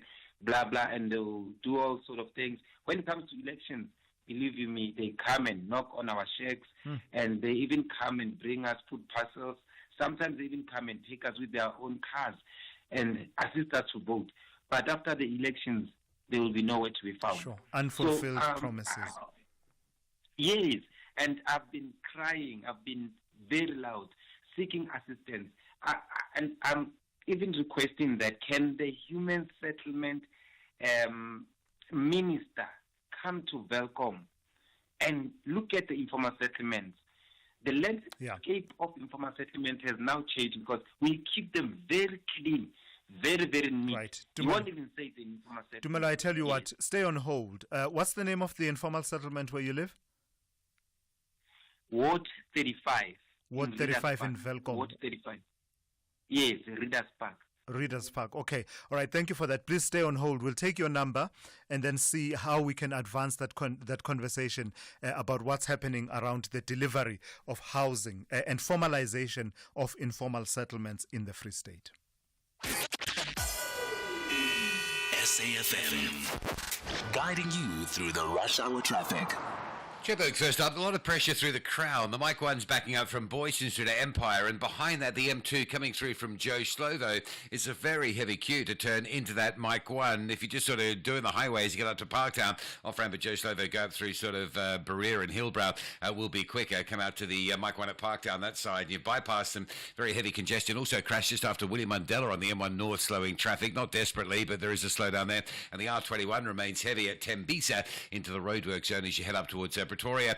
Durban, the bad news is it's just started raining again. Now, Durban completely waterlogged across the eThekwini region after a big storm moved through the area overnight. There are still pockets of flooding, particularly along the M7, quite heavy flooding around the Umbilo area, and the rain has just arrived again. So please be careful, cautious. A lot of mud, a lot of surface water, a lot of dirt just lying on roads, rocks and debris. It is pretty treacherous, so just take it nice and easy. Also, dealing with a crash at Pavilion on the N3 inbound, so extra delays there. Breakdown in the usual spot, N2 North before Gateway, causing a backlog down towards Komashu as well. Cape Town easing up for Friday, with the exception of the elevated freeway. That's still pretty heavy getting into the CBD. And Strandfontein area remains really bad as you deal with the closures of Baden Powell at Monwa, BC and Coastal Park. Strandfontein area taking all that diverting pressure. And there's a long queue this morning on the R304 Kliphevel Road. It's still the same problem as last night. Traffic lights out at Bottler Ray. If you're turning off the highway onto the Kliphevel Road towards Stellenbosch, probably about a 15, maybe 20-minute wait to get through. Rob Byrne, SAFM Traffic. Day 15. Location undisclosed. Mood brave. Music Eye of the Tiger. Dear Diary, it's been 2 weeks of epic challenges against some of the most memorable and epic Survivor contestants. I have endured some harsh weather conditions, unbelievable drama, and these fire tokens have given me and the other contestants a second chance to stay in the game. Food. I feast on the defeat of my enemies. Vumi over there is busy planning and scheming, thinking that he can get me off the island. Never mind though. I will win this and take home $2 million. We're gonna be rich, Papa. Rich Goopy Wanaponani, are you doing that thing again? Come and get your dinner, Mr. Fake Diary Sessions. We're now on Survivor. Oh, the world will fall. Catch Survivor Season 40, Winners at War. Thursdays at 6 p.m. Starts 27 February on S3. Open up. S3. The Red Bulls are searching for a special key to get to the top four. Meanwhile, the Black and Yellows are navigating a path to enter the top half. This is the Bundesliga. Football as it's meant to be. Experience the spectacular battle of German football. RB Leipzig versus Borussia Dortmund. This Saturday, 15 March at 7:30 p.m. Live on SABC Sport on DTT Channel 4. Also, available at your fingertips on SABC Plus. Proudly brought to you by SABC Sport. For the love of the game.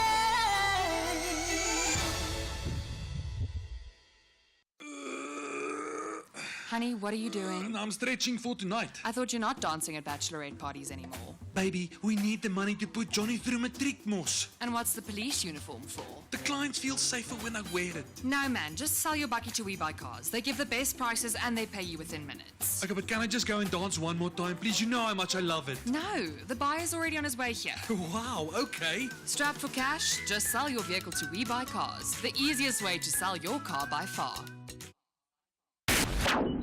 The only talk radio morning breakfast show that makes sense. The Morning Brief with Thulasizwe Simelane. So we wanted to end off with this interview we've been trying to bring to you for quite some time. Tomorrow marks World Consumer Rights Day, and of course 21 March is Human Rights Day in this country. Let's bring it into the conversation Niresh Gopichand, who is Risk Director at Atlas Finance, to focus particularly on the rights enshrined in the National Credit Act. Good morning to you, Niresh, and thank you for your time. So it's an interesting framing, is it not? This is a piece of legislation about credit practices between institutions and individuals, but yet in it, there are a lot of rights that are enshrined. Talk to me about those rights that are there that perhaps we are not as aware of as we should be. Good morning, and thank you, Thulasizwe. Yes, it is. All these rights are there for the consumer, to protect the consumer. And the consumer has the right to information. They have the right to fair treatment, Thulasizwe. They have the right to privacy. I think education, consumer education is extremely important, and consumers need to understand that understanding these rights is critical in making informed financial decisions, Thulasizwe. Talk to me about those rights specifically that have to do with the credit agreement itself. What rights do I have? Firstly, to just be aware of it and the contents thereof. And is this always adhered to when institutions extend credit to individuals? Yeah, so I think it's important to understand that you have as a consumer, you have the right to understand what is contained within that credit agreement. And when making a decision on which financial service provider, credit provider you want to deal with, ensure that that service provider, credit provider is registered with the National Credit Regulator. I think that's step number one. When you then get into an agreement with the credit provider, ensure you understand the terms and conditions of the credit agreement. Understand what you've been charged, the interest rates you've been charged, the fees that you are being charged. Understand that these are all regulated by the National Credit Act and the regulation. And the credit provider needs to be able to explain these calculations to you, how interest is calculated, what fees you are being charged. Yeah. And you have the right to request these agreements in the language that you prefer, to make it easy for you to understand what is contained in these agreements, Thulasizwe. Lastly, Niresh, there's this concept of the right to apply for credit, to apply. Yes. But is that accompanied, is there a right, do I have a right to be granted credit? And I ask this in the context of questions that are being asked about the lending practices of some of the lending institutions and banks. Yes, so I think, yes, you do. You do have the right. However, the rights are both on you and the credit provider. So in order to ensure that the credit provider is making a informed assessment on your credit worthiness, you need to be fair and transparent with your credit agreements that you have as well. What is your exposure in the marketplace as well? And you have the right then to ensure that the assessments are done correctly. You also have the right to look at the pre-agreement and quotation that is given to you. So you can make an informed decision that you can then not be rushed into making a decision by the credit provider. You can take your time, understand it, understand what you're getting yourself into before you actually sign those credit agreements. All right, thank you for your time and your insights. Let's leave it there for this morning. That is Niresh Gopichand, who is Risk Director at Atlas Finance. And that's how we come to the end of today's edition of The Morning Brief. The Talking Point up next after the news.